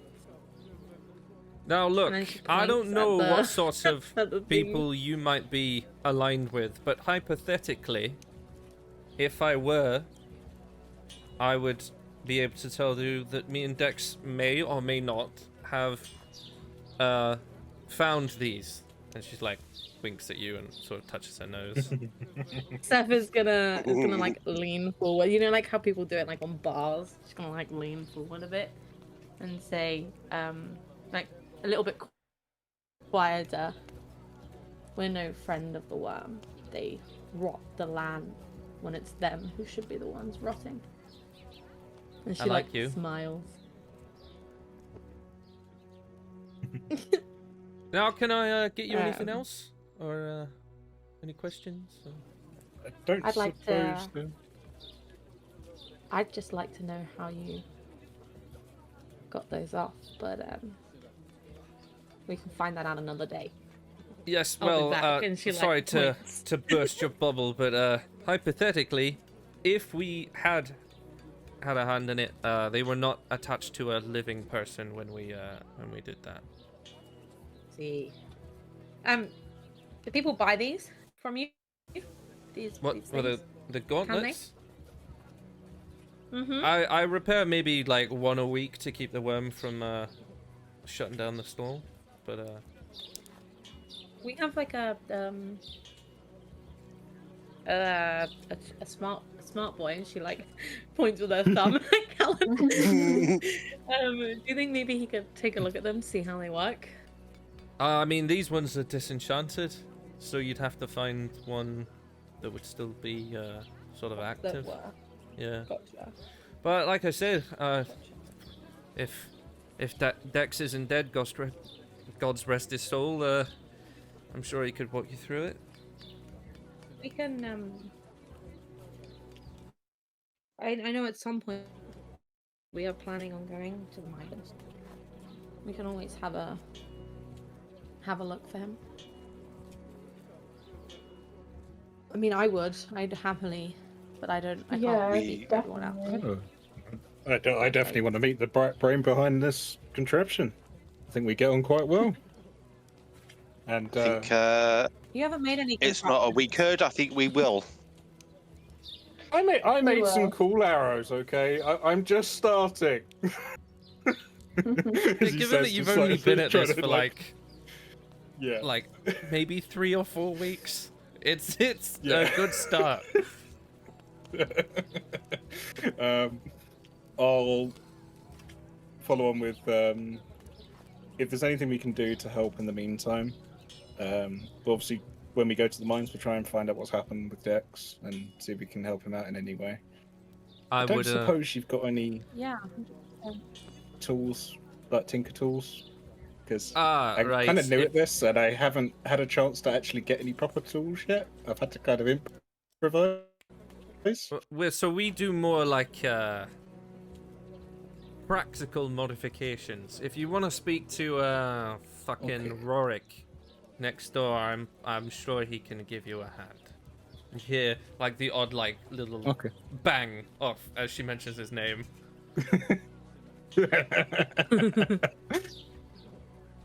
Yeah, I'll go over to the next one. She indicates to a door that adjoins the shop. If you went through it, it leads back into essentially the stall that you saw that's next door. It's quite a large, sort of eclectic group of crates and tables. They're covered in different like little ticking gear devices. There's precarious different piles of scrap and nonsense. And standing amongst all of it is quite a familiar height of someone that you would assume would be in this profession, is Rorik Fizzlewheel, who is a gnome. He's got massive wild grey hair that's just like everywhere, apart from a brass clamp that he's sort of ponytailed it up a little bit, like a massive sort of sprouting top knot. He looks like a pineapple. His coat is patch marked different workshop rags that are no longer to be used for cleaning things, so now he wears them. And then like 6 different belts that all don't fit him. And you can see a soft rising plume of smoke as the result of a soft bang that you'd heard just then.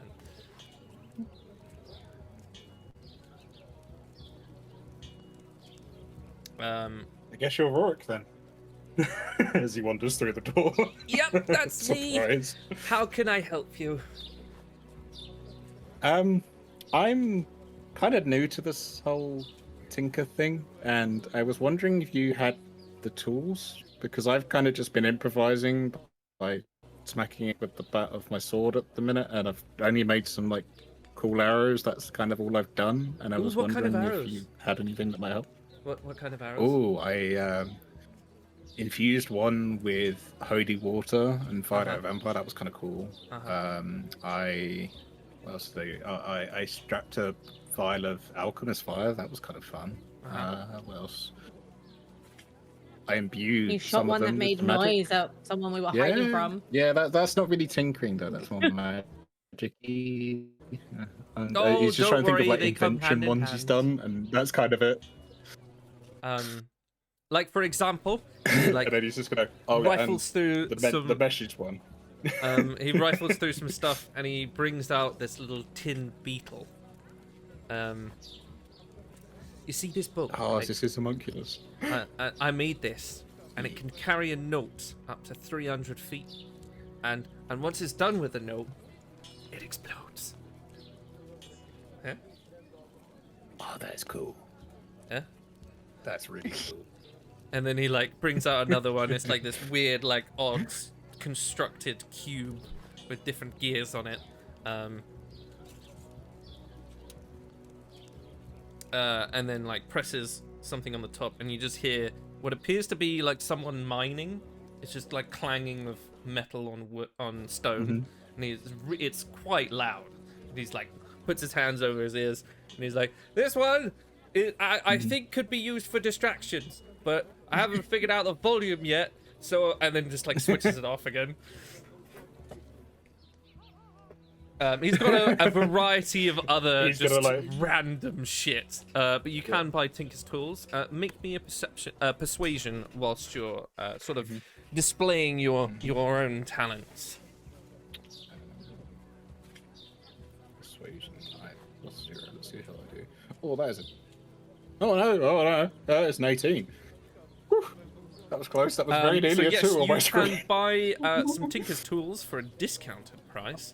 Of 40 gold, and he will throw in one tin beetle as a selling point, mainly because this one seems temperamental and he doesn't want it to explode. Okay, so add a custom item, tin beetle. But yeah, I will add that to you at some point.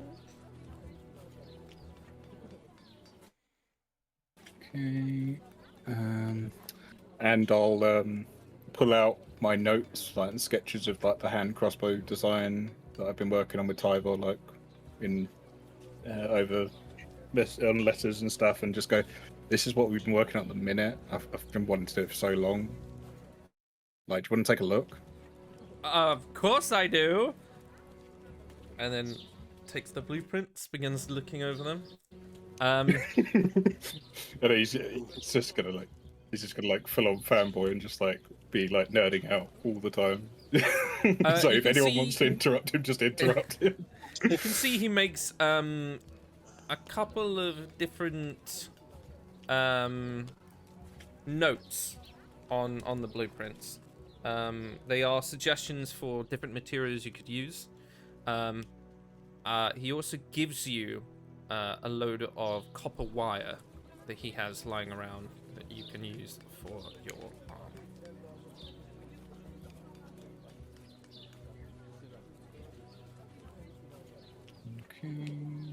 Okay. He also gives you a strange clockwork contraption. It looks a lot like a curled up cat. You're not sure because it's curled up. It's got different wires that run through its limbs, and there's a cavity in its chest. He wants your help to finish it if you have time.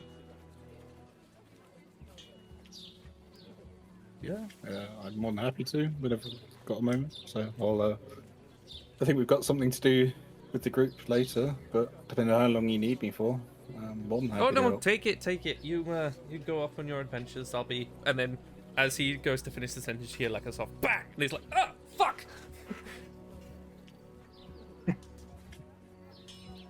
There are. It's like the beetle exploding in my pocket or something else.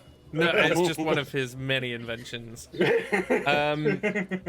So alongside the tin beetle, there's obviously the noise box, the 1 hour lantern, which can reveal invisible creatures up to 10 feet. Obviously only lasts an hour. And a tension ring, which is 20 gold. He doesn't quite know what it does. He says that it buzzes whenever it's near brass worm enchantments, but he once tuned it to detect emotions. That'd be very. So it's a mood ring for class 1. That's kind of cool. Yeah, it's a mood ring, and it seems to vibrate. Oh, that sounds wrong. It seems to vibrate whenever it's near worm enchantments. Interesting. Keenan heard vibrations and was like, in. Yes, Cullen. How much would you like? Well, they're 20 gold each, so if you want one. I have 4 gold left to my name, so 16's fine for me. I don't need much money. We will take no, 2. I can give it me, and you can give it me. Okay, never mind. Keenan's Fine, rich. dude. It's fine. I have some money. I have like 1,000 gold. Okay, yeah, you're more rich than Keenan right now, which is saying something. I've been saving. Yours is in trust, Saving, Keenan. Yours is in trust. You just can't access it. Yes, yeah. Yeah, I need my pocket money delivered. Yeah. But yeah, that's everything in the invention area. You still have a 2 tailors, a fortune tellers / alchemy lady. Ooh. And what else?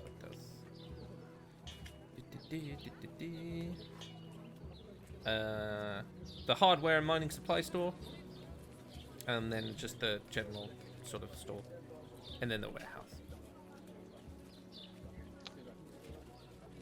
Keenan would very much like to go visit the fortune teller. Okay, hell yeah. No, Seth I will was go waiting with for him. someone to go. Seth will go with him 100%. She's like, oh, this is interesting. I've Yeah. never been to one of these things. Nim's like, I've never been to one of these either. Let's go. Yeah, let's go. Girls trip. Cool. Callan, Kazar, you can be one of the You're girls invited. if you want to come too. Oh. Oh. Sure, you guys want to be one of the girls? The shop Seth that is you saying walk it like into. super awkwardly. Does the signature because you're worth it flick with a ponytail? You know I'm there. and then Seth will then look at Kozar awkwardly and be like, are you one of the girls? Oh, Kozar. Yeah. Make a perception check. Kozar's gone. While she's doing that, and obviously enchanted by the handsome half-orc, can I slip something into her bag? Absolutely, make a sleight of hand check against her passive perception. Well, my passive perception ain't good. Ain't that for free. To our quote-unquote rogue, who isn't a rogue. Yeah. The roguiest that boss. is- yeah. 16. Yep. Oh, you just beat it. It's a 14. Yeah. I rolled. Yeah, I got a. What did I get? No, I got a 16 too. So I got a +4 and I rolled a 12. Jesus. So you're sort of like looking around for where he might be, and then you feel like a soft hand on your back. And he's standing right next to you. Like as close as he could get without disturbing you.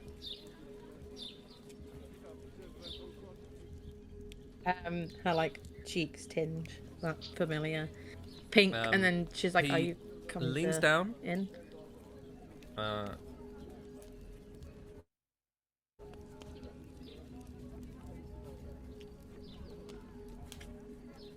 If you want me to be, I'll be anything.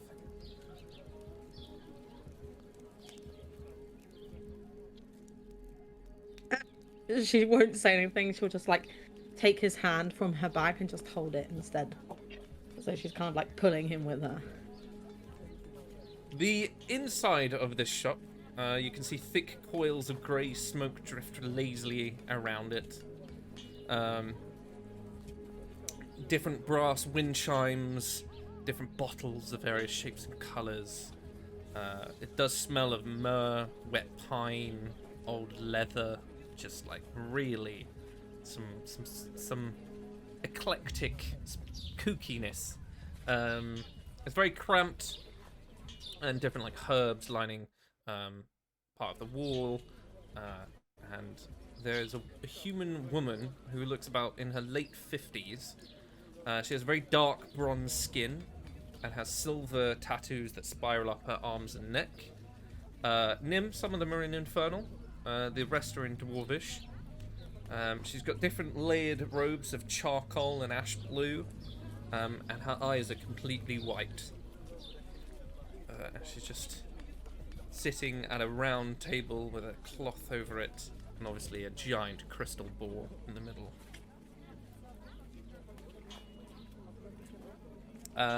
Keenan, you go first. Keenan, can you, or actually, Persephone, can you make a history check, please? Oh yeah, because we all know I'm so good at those.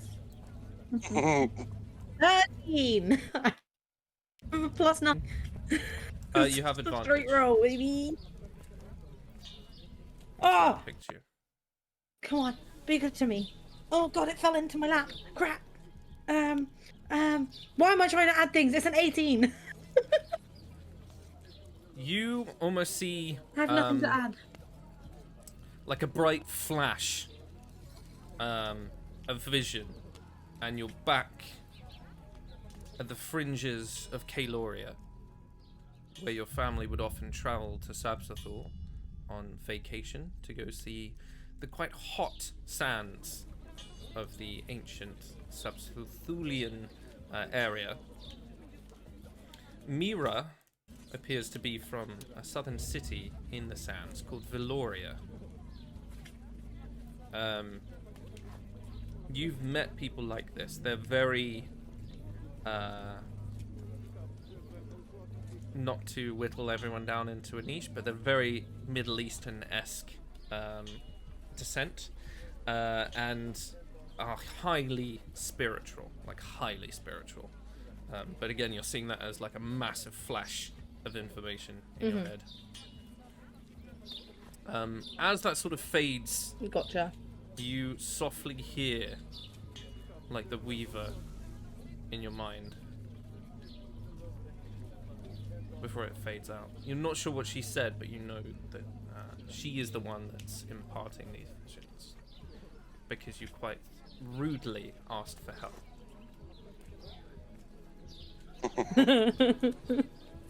Well, okay. She like smiles softly and then like does one of those little like awkward wince kind of smiles, and like does that. She like looks up to the sky, well obviously the ceiling, with like from like the corner of her eye, and just does one of those sheepish smiles and shrugs and mumbles a little sorry. But yeah, as And you then guys she walk in, doesn't she's really say anything else. just speaks very low, measured tone. Welcome. How can I help?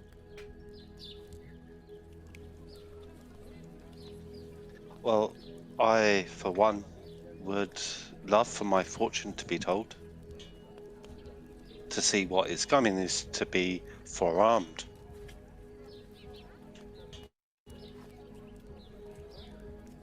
Such a way with words. You really are a bard.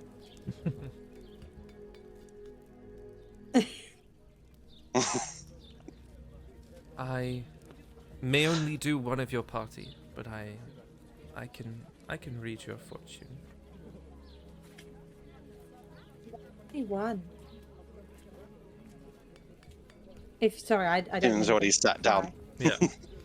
You see, She's like slapping him in the face. Why only one? Ignore She him. She's like fully got her brings palm up over his a entire brass face. bowl and puts some oil in it, and God then damn some it, soft Keenan! ash. It smells like Need lilac this, Seth. as it like wafts towards your nose, and she dips her fingers in it and then places it on your temple. You carry a mask, dear bard.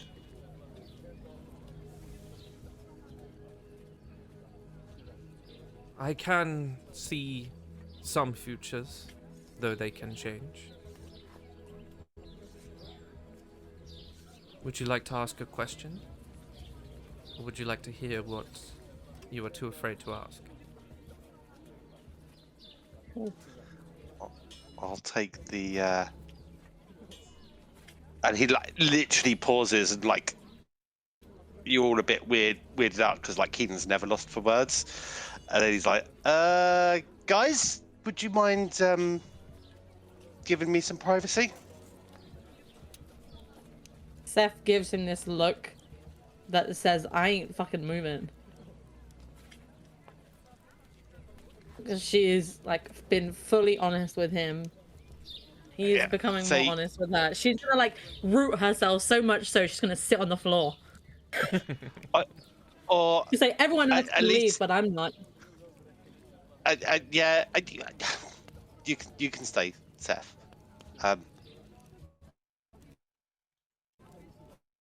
But I love you all, but Ben this was would get us AFL, an so I don't know if he is. Yeah, Nim's gonna turn to Callan and Kozar and just be like, let's leave them to it, and just kind of like usher them out the door. Steph will like release Kozar's hand and just mumble like a very quiet, like, it's okay. Just wait outside. He will leave. Awesome. So then Keenan's going to turn back to the fortune teller and say, well, the question that I'm afraid to ask, I suspect will be to do with if I will find the piece that I'm looking for, at the freedom, but you probably know that better than I. The question that's in my heart. You see, Steph's she gonna, like, she shuffle pauses for a forward and put her moment, and hand on his leg. her eyes like begin to glow this silver, and you can see soft trailing veins begin to move out from them. To know this, you would need to understand your past. She moves her hands from your temples and begins trailing lines across your arms and then to your palms, and she places her hands on top.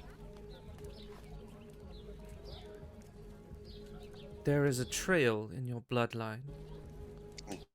Keenan closes his like.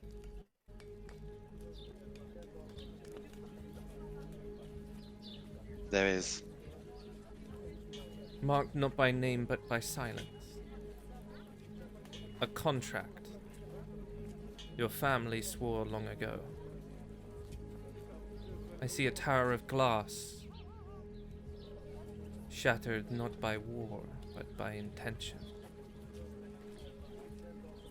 A blade passed between hands and shadows. 3 times your family tried to end it before it began. The first star fell. The second was silenced. The third is you. I see stars cast like dice, but lost, hidden, locked in relics scattered through storm and sand and stone. You will find one in a place that sings with old lightning. Another buried beneath the bones of an elemental. The last within a mirror of no reflection. And another. And you see she pauses. You already carry. And the storm? He knows your house. He fears it. Not for what you are, but what you might remember. What your family might remember too soon.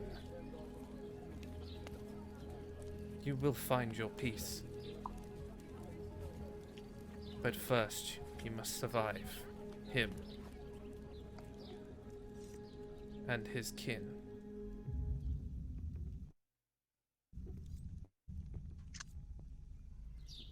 And then it's like, and she's back. She seems unfazed and just begins like pottering about, like moving stuff around as if that like high tension moment never existed. It appears that maybe she doesn't know or recollect what happened. Which is good for you, because one less person knowing your secrets.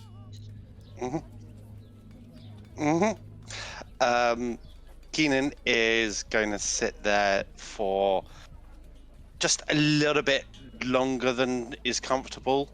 Before like you do anything, Seth will like stand up, put her hand on your knee, and then she'll lean forward and kiss your forehead, and she'll leave, so that you have time for yourself to like think. If she's doing that, she'll see that Keenan is full on crying. Okay. As soon as your if she sees that you're crying, she's not leaving. She'll just cradle your head. As soon as your skin touches his, Keenan, can you make a wisdom saving throw, please? What? What? I didn't do anything, I swear. Okay. I didn't do anything, I swear. No, why are you rolling damage? I didn't do anything.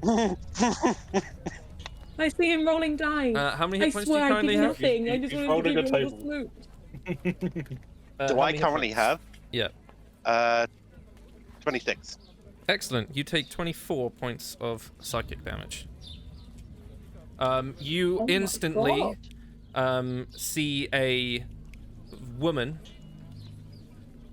made of constellations, with almost golden threads whipping around her. You see I don't like you. A spiral wrapped around a blade, a quill dripping ink into a broken ink pot, a golden sigil of House Ulandar you've only ever seen in your secret family archive, as well as a pair of glasses that you currently have in your possession. Can you give me that list again? Sorry. Yep. You see a spiral wrapped around the blade, a quill dripping ink into a broken ink pot, a golden sigil you've only ever seen in your secret family archive, and a pair of glasses that you currently have in your possession.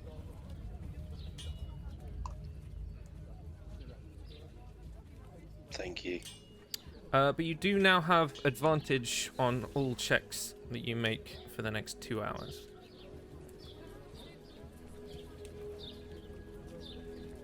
Can I tell that he's been hurt? Yes. He begins bleeding out of his nose. There is a distinct, like, lingering purple constellation touched, like, glitter of magic that's still on him from where you kissed his forehead. She's gonna like stumble backwards, put her hands over her mouth, like I didn't do anything. I didn't do anything. Keenan like is no longer like crying, and he's gonna like look at Stephanie. Like if she's covering her face, he's gonna pull her hands away, so he's like eye contact and go, I know you didn't. I think probably the Weaver owed me that one. You notice that Mira sort of eyes the two of you for a minute, and then she touches a pendant at her neck. You've seen this pendant before, Persephone, or one like it. Oh. Okay. And she softly moves this small pot of ash and sort of hands it to Keenan.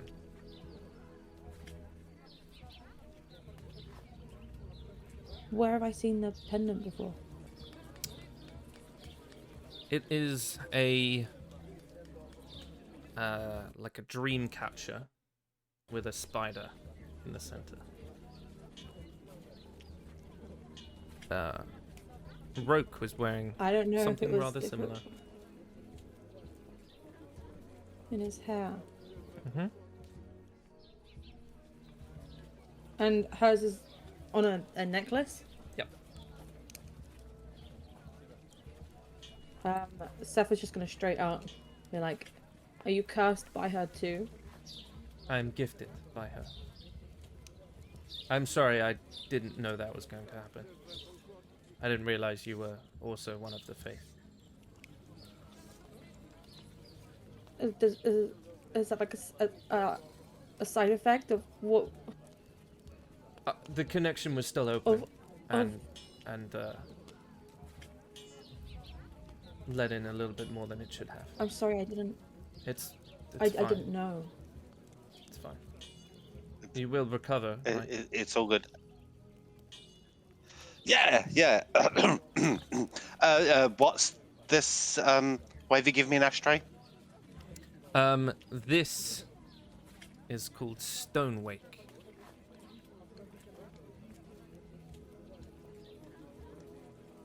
You might need it. What does it do? A variety of different things depending on your mood, but it will help.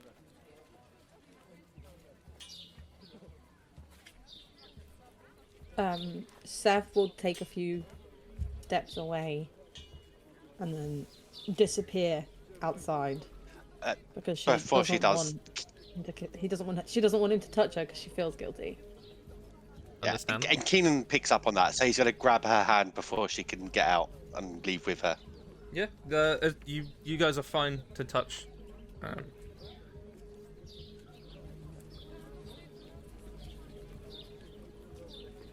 As they get outside, she's just got like this guilty ass look on her face.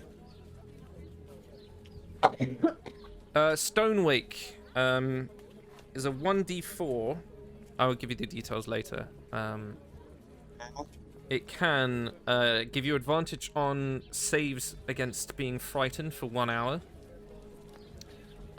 It can stop restful sleep and suppress nightmares.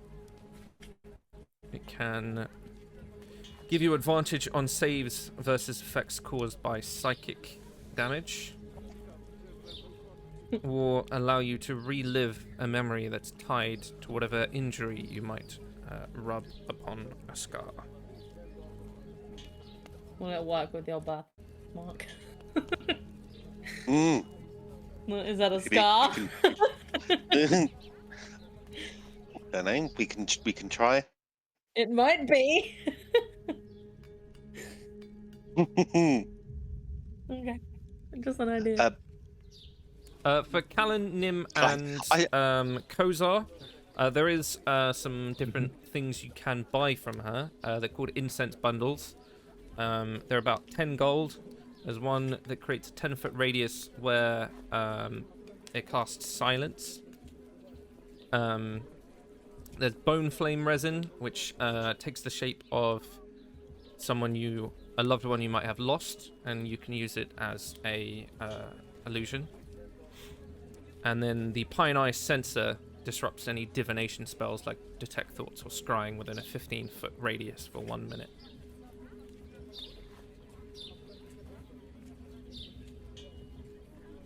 So if you did want to buy one of them, you can. Obviously, you are seeing Keenan come out with a sort of dried line of blood. Persephone looks audibly concerned, shocked, pale, sweating.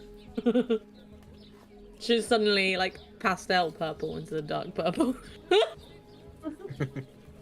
There's also... Keenan will address the group and say, don't suggest a threesome with Persephone. She doesn't appreciate it. There's also we could have told you that, mate. Like... There's a menu in the window called Scent Reading, which is 10 gold. It's not fortune telling. She can give you clarity of one memory or moment of unresolved trauma that you want to look into.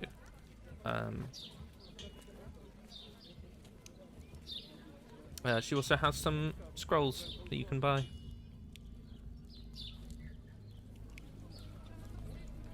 How And much then is kind the of like So much trauma. Mona clarity one? Yeah. Scent We reading all have is so much 10 trauma gold. that it's 10 gold. gonna be hard to narrow down. Yeah, I don't think Seth will go back in. So. I don't have enough money. Would you like some? With your legs. This Well, is no, just we've kind got- of we've becoming got an the group absolute kitty. sponge this session.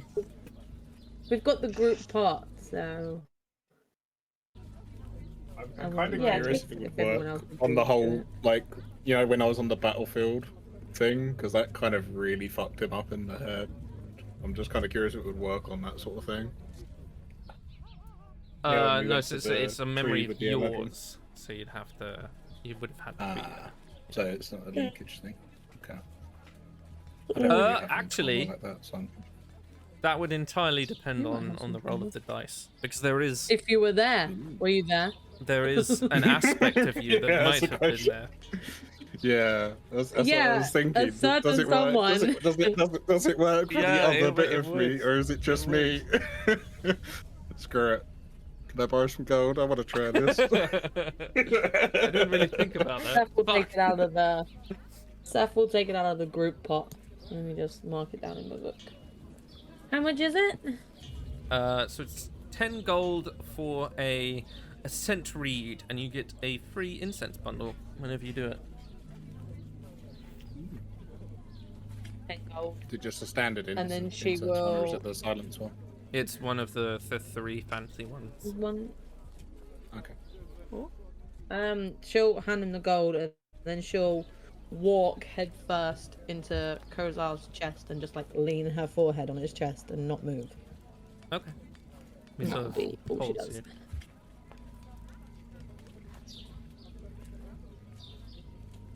I'll ask for a scent reading.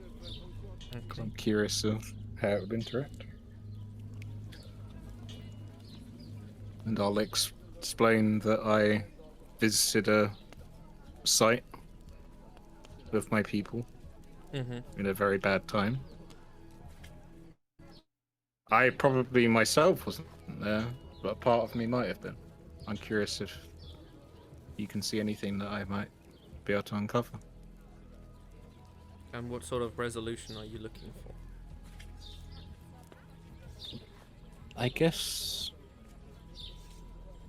that I'm not making the same mistake that they did, Fair enough. if that makes sense. Yeah. You see she lights a bundle of herbs and begins wafting it around you, and the trail moves upwards into the air. You can see it forms different recollections of that moment.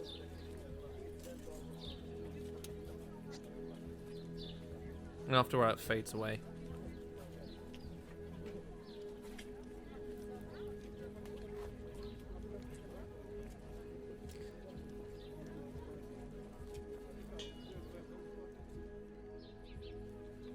You are right in thinking that your people were wrong. But they were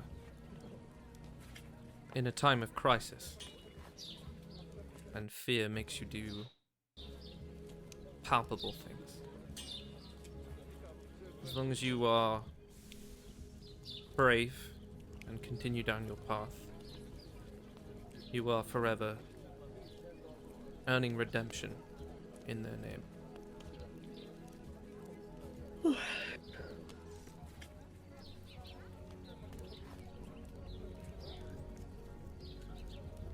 And then she hands you a bundle of incense. Can you roll a d6, please?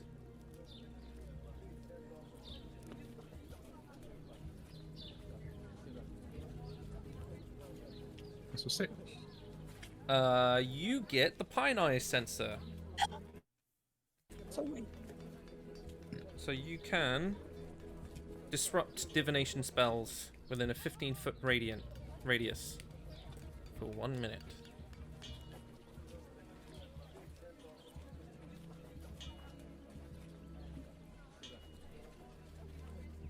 So sorry. where those are coming from. Not be totally thinking, can I stuff it inside that little beetle?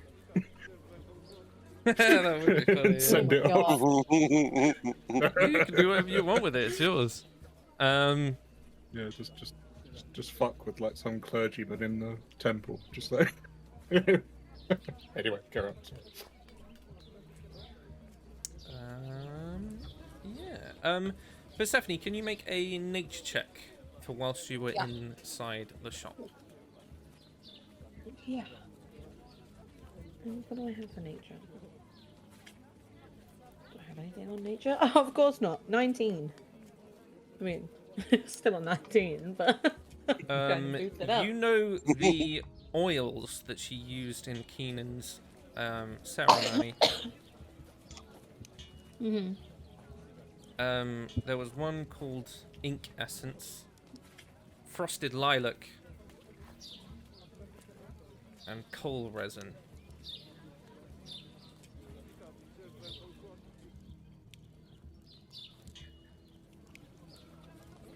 Okay. So if you ever felt like experimenting, you might be able to do it as well. Oh, I might. Ink essence, That's frosted pretty fucking lilac, cool. and coal resin. Mhm. Was there anything else? Coal. Was it coal or coral? Coal. Coal. Resin from coal. Okay, good. That's what I write. Coal. Yeah. Okay. Ink essence, frosted lilac, and coal resin. Cool. Okay. What else? So we'll make a mental note and try and keep that in mind. she's Keenan, also a I little bit apologise. terrible. I read She's it wrong. not You currently have advantage on any wisdom checks for the next 24 hours. The next deception check you make will automatically succeed, but the person will see through it a day later. So, Don't lie to any of us, basically. and I would So say no, you are big thing. slightly aware of this. It's just sort of rolling and adjusting to what's happened. You feel like this metallic taste, almost as if you have a silver tongue. And that's indefinitely. So you can keep that until it's whatever next I wrote. The next deception check you make automatically succeeds, but the person sees through it a day later. So as long as you don't make any deception checks, you can keep that going until whenever you want to pull it out. Damn. Yeah, That's strong. that's really good. That is good. You can't One lie to question. anyone, though. You said that's what you do. Yeah, exactly. It's like lie to the first person I meet, or wait until I really, really need to lie. Yeah. You just have to persuade them instead. Yeah. Yeah. One question I was going to ask: the attention rings that me and Keenan got, are they just pinging off constantly in this town? Only every now and then when So you that it pass lets a some parts of- halfling. But you don't see a lot of them, the indentured ones, rather, around the market district. It's not really some place that they're allowed to frolic in. Also, it was alerting to halflings, not brass. No, so it ones, alerts right? to brass worm enchantment. And most Oh, of those brass are on the enchantment. gauntlets. Brass one enchantment. Yeah. I'll As change far my as note. Branna told you, these guys have only been around a little while in terms of the town, and comparable to the town's history, which is why there's such like considerable tension.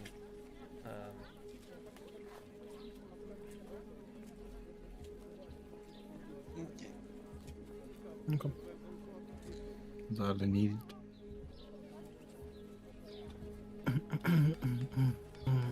But yeah, that's all you find on that one.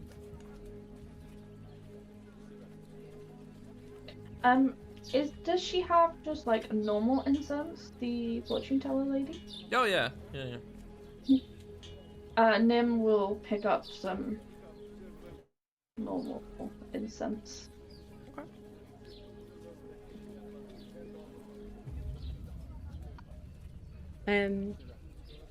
Whoever's still outside, Saf wants to ask them if they can go ask if she has any of those like oils that they can buy, because she doesn't want to go back in because she feels too.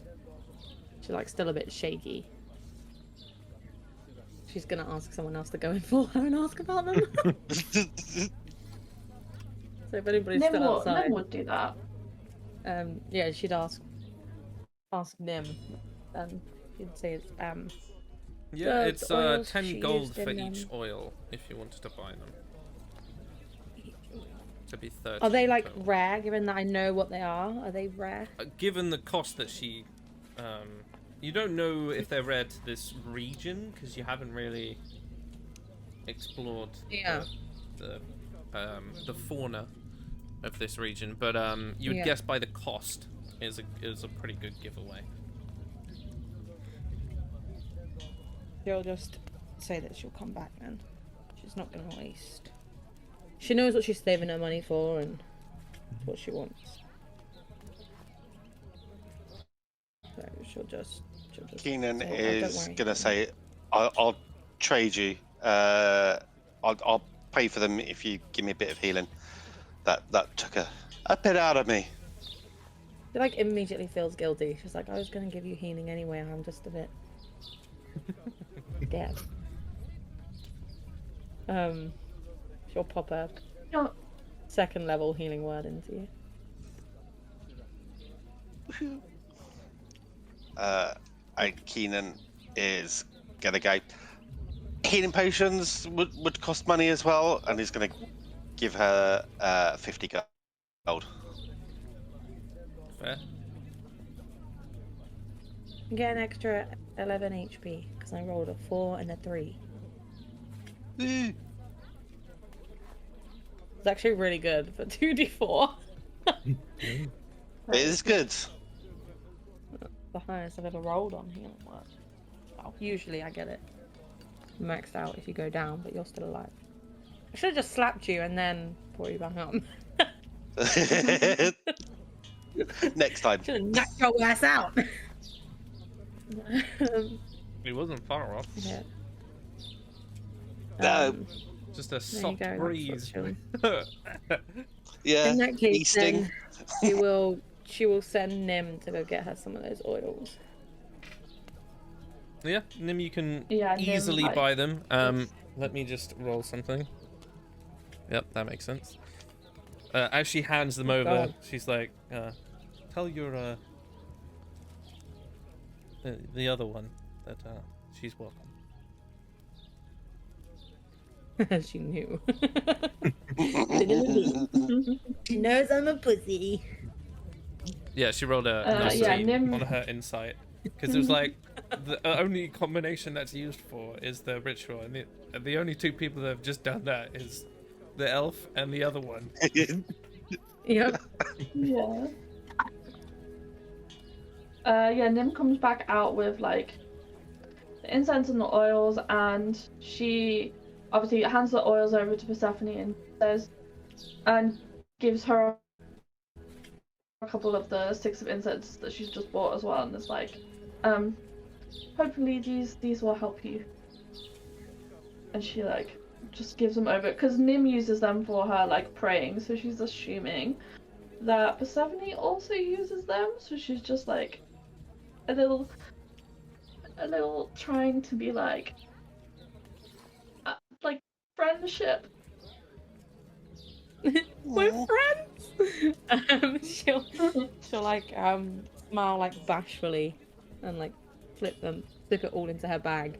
When she opens her bag, how much, like, did you try and hide the stuff in her bag, or did you just slip it in? The stuff that you put in her bag, Keenan?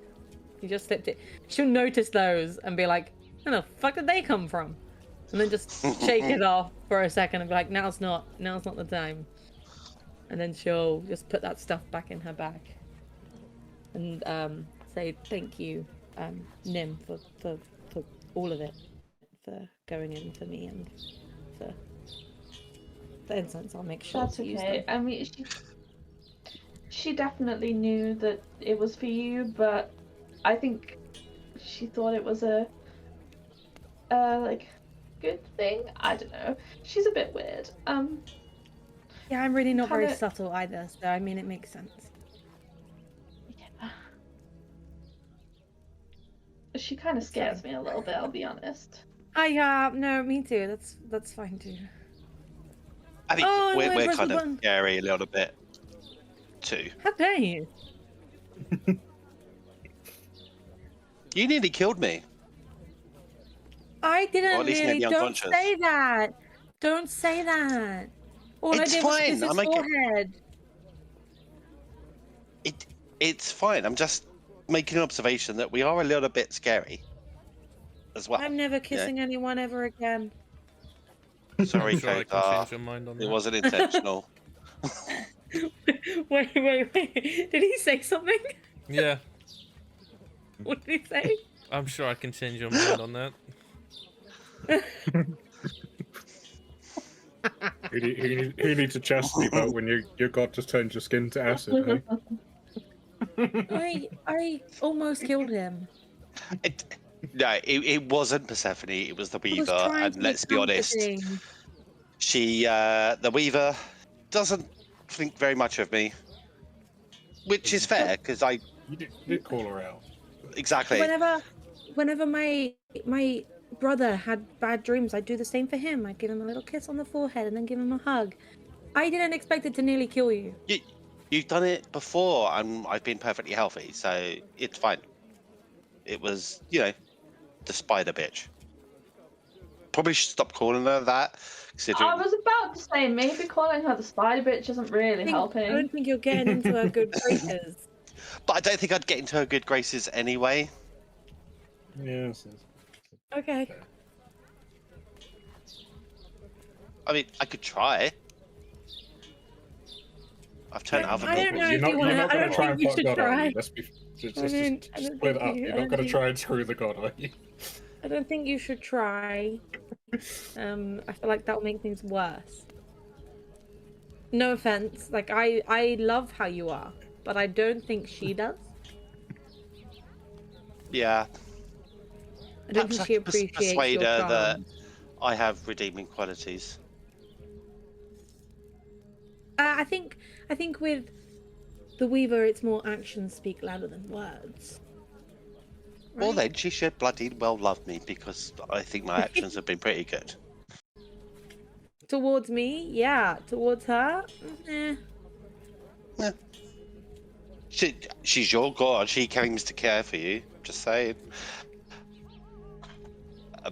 And you can see, like, Keenan's I'm trying gonna get to. in trouble just lighten the talking mood. about this. She's gonna smite me. No, she'll smite me first. It's okay. She already did that. Yes, yeah. She gave you a gift. She did give me a very good gift in bringing you back. Gave you a gift? Oh. So Give a gift? I do have to be grateful to her for that. I'm a gift. Not an object. Not you, the gift of the action of bringing you back from being unconscious. Oh, the gift of life. That's what people say, right? Exactly. That's some bullshit that my mum used to spew about druid shit. Right. Okay. Is there anywhere else you guys want to go? You can see that she's trying to move very swiftly on because she's embarrassed about everything that's happened. Well, we have a mission. To the warehouse? Yeah. We can warehouse. Yeah, I can go around and help out with my inventor friend after. So I'm up for warehouse now. Before they go anywhere, she's gonna Sev's gonna hold onto Kozar's hand again, and then like lift his hand up and kiss the back of his hand just to see. She's like just trying to see As soon as you do that, he's like, ah! I'm kidding. Oh yeah. Can like drop his hand and then hit him and walk. Just start walking. She's probably gonna walk the wrong way, but she'll just start walking. I feel like I've got a mental image of Kozar grabbing her and redirecting her. Yeah. Yeah, more than likely. Doing it. It's like mid-walk as probably. well, mid-movement. She just like lifts up into the air. Just She's like, oh yeah, okay. Yeah, I wasn't paying attention. Where are we going? The warehouse. Where is that? We are Warehouse, going warehouse. to The Guilt and Grime, is that it? Yeah, Or the Gilded Guilt and Grime, something Grime warehouse. Onwards. And Keenan, you said Now- we're here to pick something up, or Yeah, we have a delivery. Now, before we get Delivering there, to- Oh, okay. So we don't know when we're delivering to yet. What? But before we get there, it's really important. She said that we need to deliver it discreetly. okay. Okay. well, I mean, that could be really difficult. What if it's massive? What if it's like a person? There's ways of doing that. If it's a person. We've got this. We've got this. We can be discreet. My mind is on Yeah. a big goat, like a really big goat they can ride. He says straight, but We'll just hide them in my hair.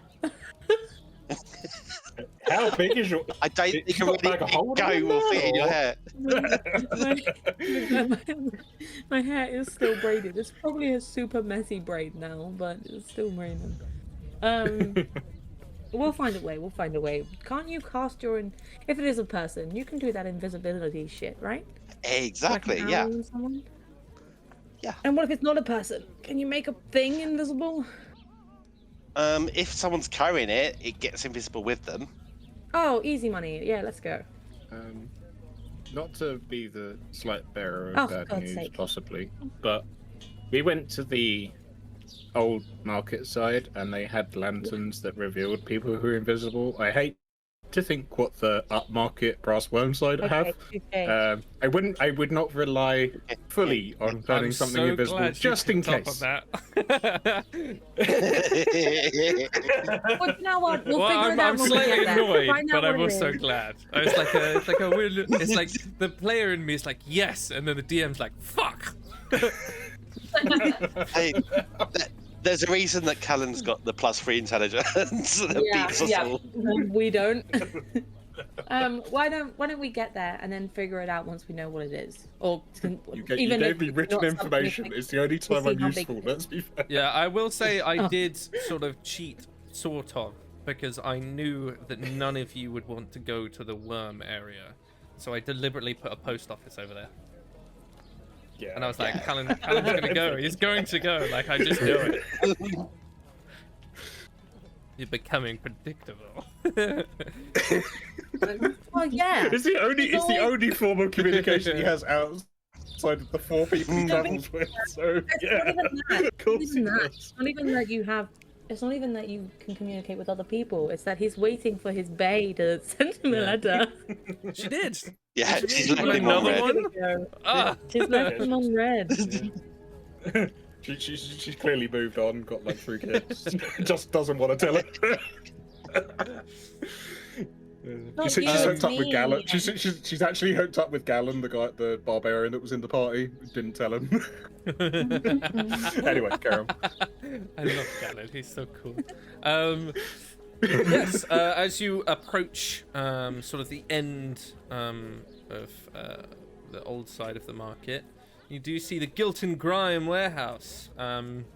It looks partially abandoned. Some of the roof seems to have collapsed in maybe a smelting accident. You're not sure. There's cracked windows, rusted pulley arms, and there's iron doors that have been recently reinforced, which what looks like to have been salvaged, wink wink, consortium barricades, as there appears to be different like patchwork symbols of the worm that have been scored out by deep lines of metal. So sorry. There's no Like signage this face. aside from the Guilt and Grime, and underneath it says Warehouse 70 Final Sort. Yeah. Did she say who we were picking this delivery up from? Nope, Nope. she just gave you the address. So Keenan You guys is. are terrible delivery people. You need these details. Wait, we can't just go around asking. What if we ask the wrong person? You guys are terrible. Well, it's how you ask that, can fly under the radar and be discreet. And with that, bold as brass, Keenan's going to walk up to the doors and knock on them. Fucking hell.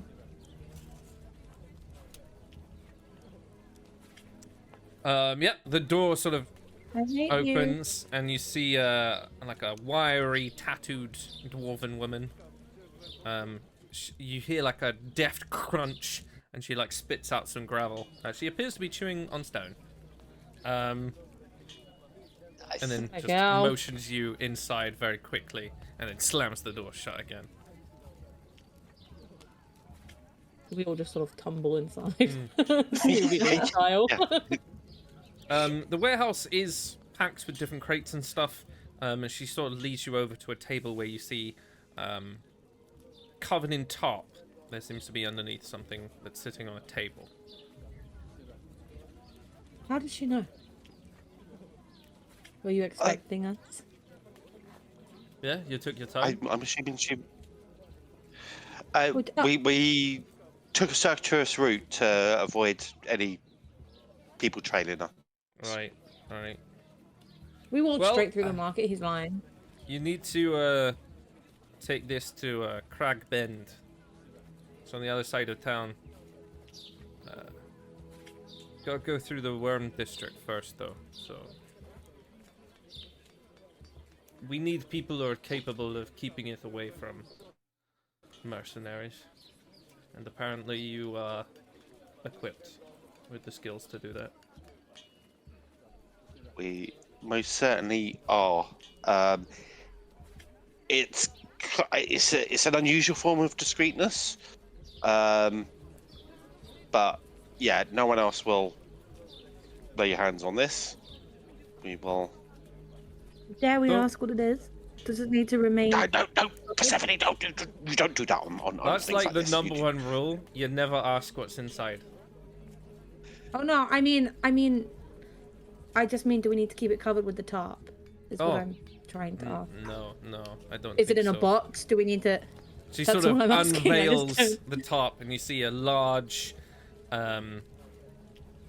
old chest. It looks like it weighs about 90 pounds.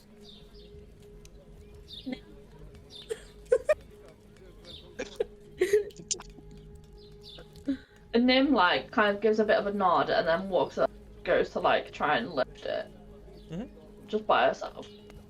I'd say you could probably do that. You're pretty beefy. How are we meant to carry this through the fucking thing? Now, don't get me wrong. mean- This ain't no trade route.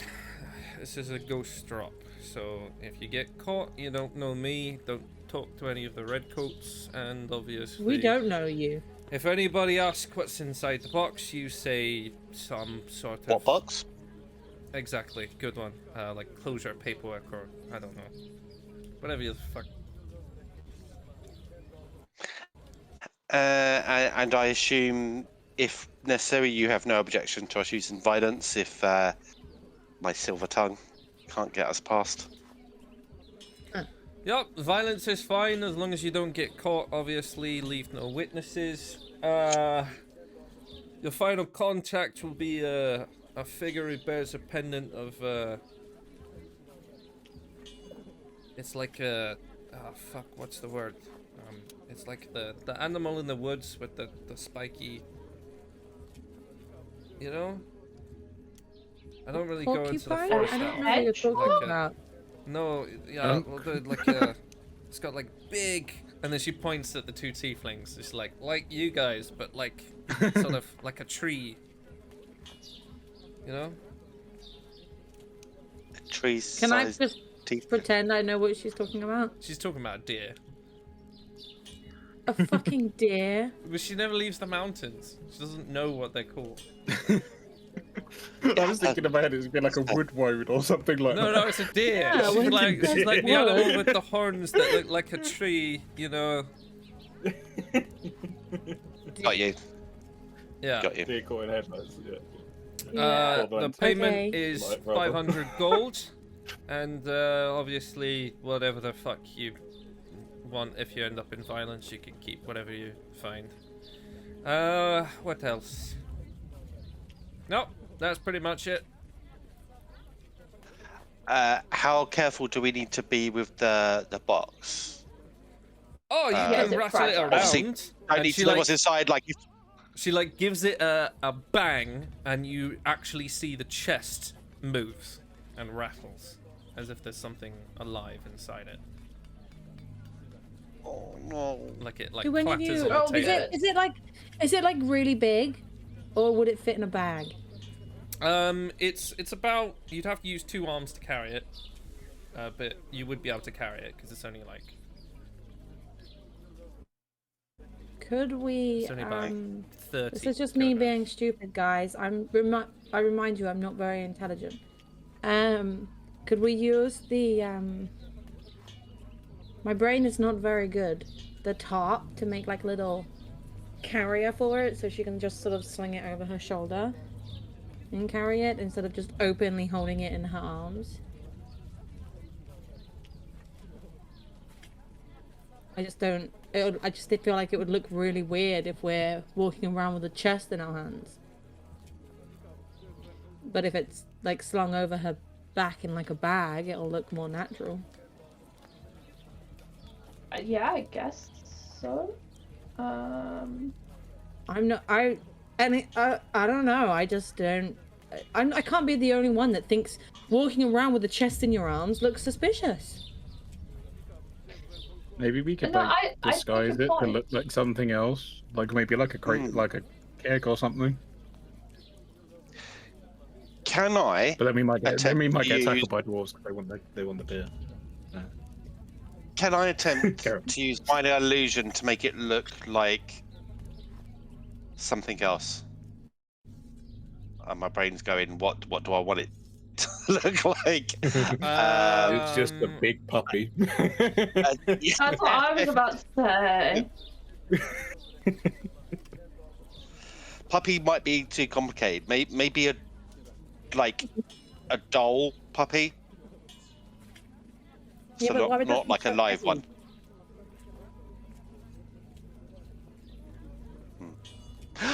Callan, show me that bird thing that you bought. Well, my beetle is tiny. Yes, but imagine that big. It would weigh a lot. I guess, yeah. I'll put out the tin beetle. So using that for inspiration, I'm going to try minor illusion the box to look like a metal construct, like a beetle or like a little robot or something. Automaton. Sorry. I would say that you would be able to, within reason, create an illusion around it. Yes. Could we just like? Do we not want to gift stop wrap and it, think guys? about? Do we not want to stop and think about the fact that if they can see through invisibility, they might be able to see through your illusions too? And then they're gonna that's a wonder, thought. why are they disguising that chest as a Right. beetle? Good point. And he This drops might the be illusion. really. Like, they didn't have to do that. I'm just trying to think of all possible angles, you know? Like, Nim, you said gift wrap. Yeah, we gift wrap it. We say we're on the way to a birthday party. We're getting like a toy train for someone's son, and it's heavy. where are we gonna get gift wrapping? The top. Adam pulls top out is all not of gift the ribbon he's got in his bag. I too have a All bunch of leftovers. ribbon. Throwback. Well, Hell you know, yes. Yeah. We can cover it in the top Let's and then have tie a it up with a bunch craft of ribbons. party. Okay. Deception. I can normally bring I works. can The make simpler a you couple of take it. flowers too. Yes, little I like flowers that idea. We in stick the a top. ribbon on it. We stick some flowers on it. Can Keeping I it get a simple. That normally Arcana works check better. from Nim? Oh god. And no, that's it. As you were the first person to go and move it. Oh, that's a 6. Mm. It is radiating with something, but you don't know what it is because that is a very low roll. But it's definitely something that feels, and you can feel something shift again inside it. So it's definitely something that feels alive. Callan, this feels some kind of magic-y. I don't know a lot about magic. Stop. Did you get a little tingle or a shock then? It didn't It like feels a little hurt, but magic-y. it definitely feels kind of magic-y.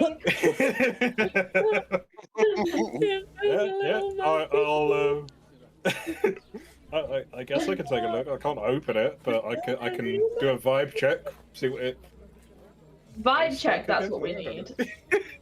Yeah, Like Nim's just gonna like hold it out. You can make an Arcana check if you want. While they're doing all this, can I like create a couple of flowers on the ground? Oh, If you want boosh, to, 22. Yeah. I'm just gonna. The chest has a try and get containment them for you. spell that is not arcane. It appears to be celestial. Would I recognize the actual inscription as I speak Celestial? Nope. This is the spell. There's no Carved into it or inscription. anything? Oh, okay. So it's not like a carved thing on the No, chest? no. like- It's someone has put a containment spell on this chest. But whoever did it used celestial magic. Damn. My people. Keenan is going to turn to the dwarven woman and go, I promise you we are more professional than this usually. I'm sure and you are. wouldn't ask so many questions. Believe me, I have We no are idea not what more- the fuck that thing is. All I know is they found it and they wanted to keep it away from the worm. So It's good We gotta enough for Is there me. any like? we got a tip off that someone might be coming to sort of inspect this warehouse, so we need to get it the fuck out of here. Does anybody does it have any like symbols on it? No, it's just a massive Just a plain chest. iron and wood chest. It's got a big black stone on the top. That seems to be made of obsidian, and then a big lock, and it's got a containment spell on it. Okay. And Do we I'll, want to wrap it up in the top, or are you gonna wrap it up in something else? I think we go as it is, as we've discussed. If we don't want to And make put some it too ribbons on it interesting, and some flowers on it. You mean? yeah, just Yeah. keep it simple. Stick a single ribbon on it, so we've got Then she'll- a plausible She'll pick up excuse. She'll pick up the little like. She made like a pink daisy and a violet, and she'll put them on top of the box and try and tie them on with the ribbons. Are you putting the top Like, ta-da! around it, Happy and then, birthday like a to no package? one. or are you just? They're just putting- gonna tie a ribbon around it, I believe. Okay. Yeah, just around the thing itself. Yeah. Sure. And we'll just say it. If we get asked, it's just proof that it's not been opened. Think of it as the wax seal for the chest. Insurance policy, if you will. And if anyone stops us on the way, I will try and run interference. And if violence is necessary, there won't be a trigger word. There'll be a Come on, trigger static. interference too. Yes, Mimi, you you're very good okay? at that, actually. Carrying it alone, or do you need help? I'm good. Christmas. Not that I'm the strongest person in the world, but I don't want you to be mean- struggling back there if, I mean- if you need help. I mean, Kozar's pretty strong. I think. Nim like looks. I mean, like, he looks pretty strong, right? a I little know Nim's teeny- incredibly strong. He's just like. I was gonna say, Nim like Callum's looks a literally just little trying to be bit polite upset, about it, but he and then doesn't it's want to like- like leave it up to you if you actually want some help. Is basically what he's going for. He She's knows like you're the more than strongest out of capable. all of us. Yeah, Yeah, exactly. she's so strong. Let me And have a Nim's like, no, guys, I got this. I definitely got this. Okay. Yeah, you Down. But if your absolutely arms start to do. ache, Go on, So Seth. let us know. We can. If your arms start to ache, just let us know, and we can maybe like take turns holding it. Oh, I will. If they do, I doubt they will. Like I honestly, guys, it's cool. I can do this. This is the one thing I can do for you guys. Come on. Yeah, you're also super good at causing distractions and acting. So you've totally got this. Yep. Bardic inspiration. Keenan, are you lying? Oh, okay. You did it already. No, He knows she's got this. He knows that she's really strong. I will take that as No, a but he persuasion means check. when you said you're But I will give you a incredibly- warning not to cross that line, son of Jim. There'll be outright lying in front of me. That acting was shit. It was so bad. It was so bad. In my defense, Nim is very strong. He believes that she's got it and can carry it. Yeah. She was very good at providing a distraction. Yeah. What is Nim's But you said strength? her acting was good. It was not. It's got to be a plus. That is- Sure. Yeah, it's +4 is 18. Oh yeah, Kozos is 16. You guys can still take it in turns. Mine's 8. Mine's 12. No, like, Nim does not say this, but Nim, like now, after all of the discussion as to whether she can carry, absolutely determined that she is not passing this box off to anyone. She is like, I am taking this the whole fucking way. Seth is only saying it because she has no idea how strong you actually are. She just knows that Yeah. herself. Seth No, is like- super weak. Yeah. That's what Seth It's knows. not aimed at anyone. She's literally just like. She's like No, I get it. It's I'm like gonna that. do this. Like that oppositional behavior. You're like, no, excuse me, I'm gonna do this now out of spite.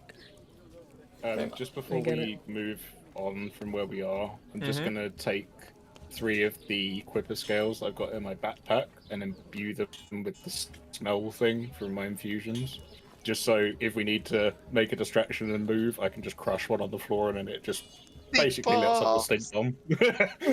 Because I won't be able to draw a bow, I think, whilst we're running or whatever. So just as a last ditch attempt if we need a distraction.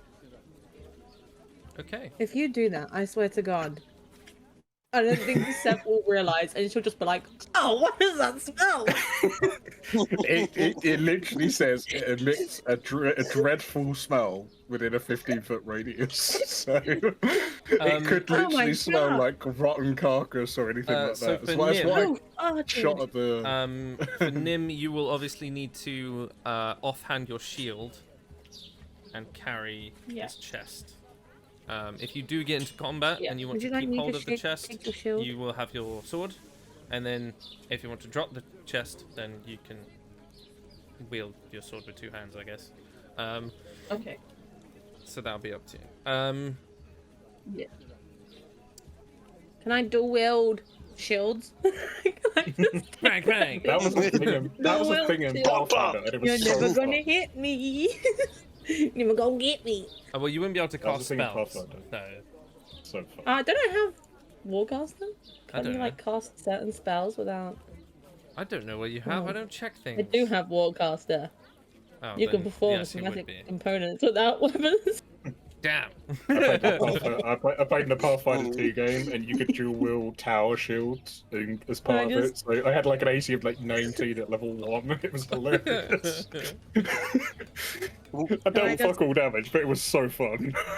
Do you want me to carry your shield, Nim? For no particular reason. She just wants to walk like a little tortoise. Yeah. Note to self. Yeah, I'll carry both Write shields. in more saves. They were just walking down the road in like I know. Roman tortoise formation. Yeah, that doesn't look suspicious at all. Yeah, that won't do anything. I know it's not actually gonna like make a difference. So. Keenan in his head is just shouting, "Shield! Wall!" It's just me. It's just, Um, just As you guys step outside, you do hear an almost thematic crash of thunder as rain begins to pour down, sort of turning the ash laden roads into like a thick, soft mire. Need a shower. As you guys Okay. begin moving back through the old market, you notice who should we choose?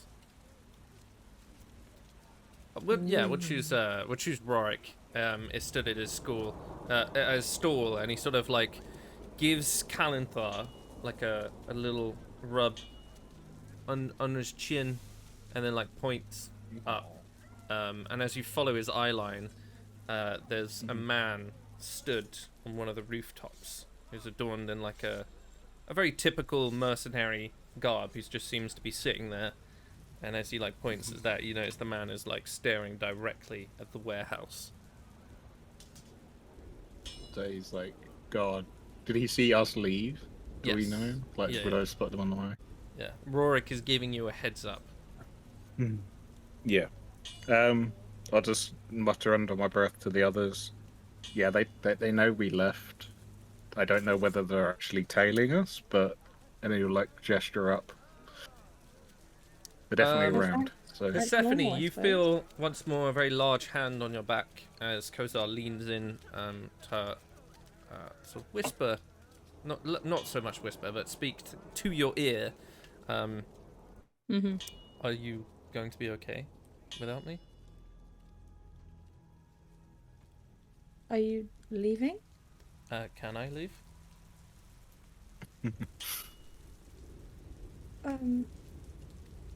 I'm not your keeper.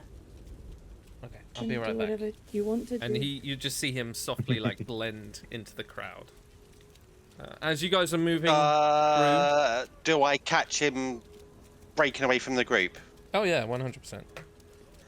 I will very quickly tap him on the butt and give him invisibility. Okay. Okay. Actually, that does help. As he's walking through, you notice that the sconces on some of the walls, he moves through an alleyway, and the sconce turns from like a dull red to a blue, and you see him rematerialize in the light of that flame. Confirming, Callan, yes, almost all of the roads are lit by those lanterns. But he does sort of wander off. Can I have someone for a perception check as you're moving towards the end of Old Market? Ooh, I get an advantage in perception checks, but I do get +0, really? so... Oh, I have a +4, but that's it's probably the best. Went to +2, not the vision. I believe Yeah. one of you has You gotta advantage go on look. wisdom I checks. mean, Yeah, that's I did But- just roll. Wisdom saves, But you if you said, guys wanna- for me. I did say that, yes. I got wisdom on everything. I did roll. If anybody wants, if no one else wants to go. Yeah, you roll. You do the Okay, thing. great, You because go. I rolled a nat 20. Yeah. I just didn't want to say it until. No, that was The 24 total. Nice. As you're passing through and you begin to get to the end of the market, you watch as some of the crowd sort of part, and in amongst them, Persephone, you beat them at their stealth. They rolled very high, but a nat 20 is a nat 20. You notice in a tailored red and charcoal lapelled coat with little brass cufflinks, a very silver cravat, and a brass hilted cane in one hand. There is a half-elf who looks directly towards all of you. Alongside him, there is sort of a wiry, sun-dried, short-buzzed halfling woman with a red scarf with dangling little beads. You can see different small pouches sort of lining her belt, and then like a slung belt across her that also has those on top of them as well. Off on the other side of the street, there are two rather large humans that look almost identical, so you would guess maybe they're twins. They're thick-necked, scarred, bald. They've got mirrored red tattoos that sort of carry underneath their eyes. Each of them have like a shovel that's been filed to like a point, so it's almost a sword. And the other one has sort of reinforced brass knuckle gauntlets on their hands. The final one that you notice, or rather, yeah, you would, as you turn to look up at the roof. I'm just going to roll real quick. As the sort of guard that you witnessed on top of the roof, you watch as a small and then slowly growing larger figure sort of appears behind him. And then a rough hand around his neck, and then you see a sharp movement, and the body sort of crumples. And as the other figure sort of crouches, they motion to you, and then they point to the other rooftop. And up there, you see a creature on all fours, sleek black fur and glowing orange eyes, and two sort of raised tails that sort of coil behind it as it's jumping onto the next roof. You can see it's got a red iron collar, and then like a soft brass tag that dangles from it. I wouldn't have you roll for this because you have seen these things before. This is a Displacer Beast pup. Yeah. And you spot all of those things at once, and they are maybe 200 feet at the end of the market, and making it look like they're perusing, looking for stuff. And then obviously Kozar was the one on top of the roof that has just killed someone. Yeah. And then it's told you that there is a Displacer Beast following the rest of you. Nim, as you're carrying the chest, the soft black stone at the top is now glowing like a orangey red. And you can see it pulse gently. Oh, delightful. I love it when things start pulsing in my presence. And that's where we're going to end our session.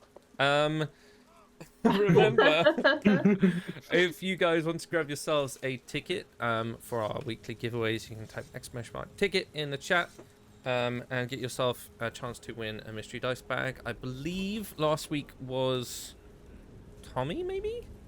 And then obviously we got our stream tomorrow. If any of you guys who are playing want to go grab one, you can.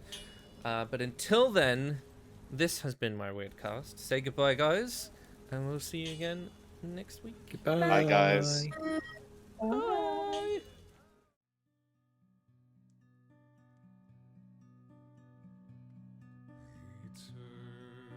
Eternity's a gift, they say, to never cross the veil.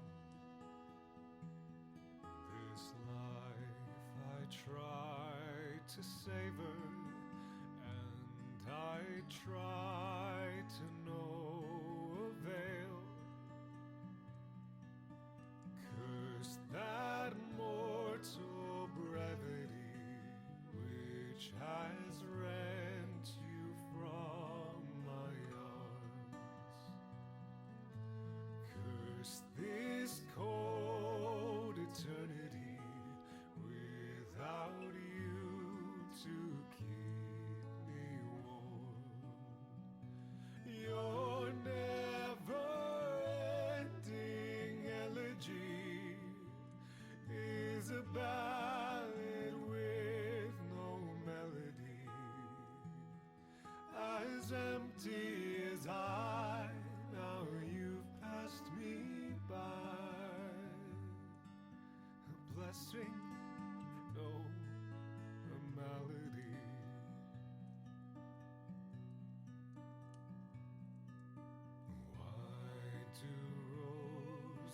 lilies bloom in spring, only to wither and die. You were all that was good in me. Now back to darkness go I. Take with you my sanity, better madness than the pain of my wants. All my effort is vanity, and I hear the ravens taunt. Your never-ending elegy is a ballad with no melody, as empty as I. Now you've passed me by. A blessing, no, a malady.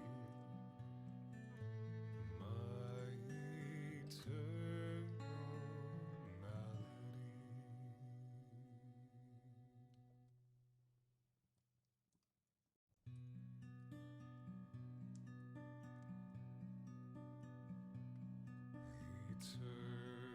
Eternity's a gift, they say, to never cross the veil.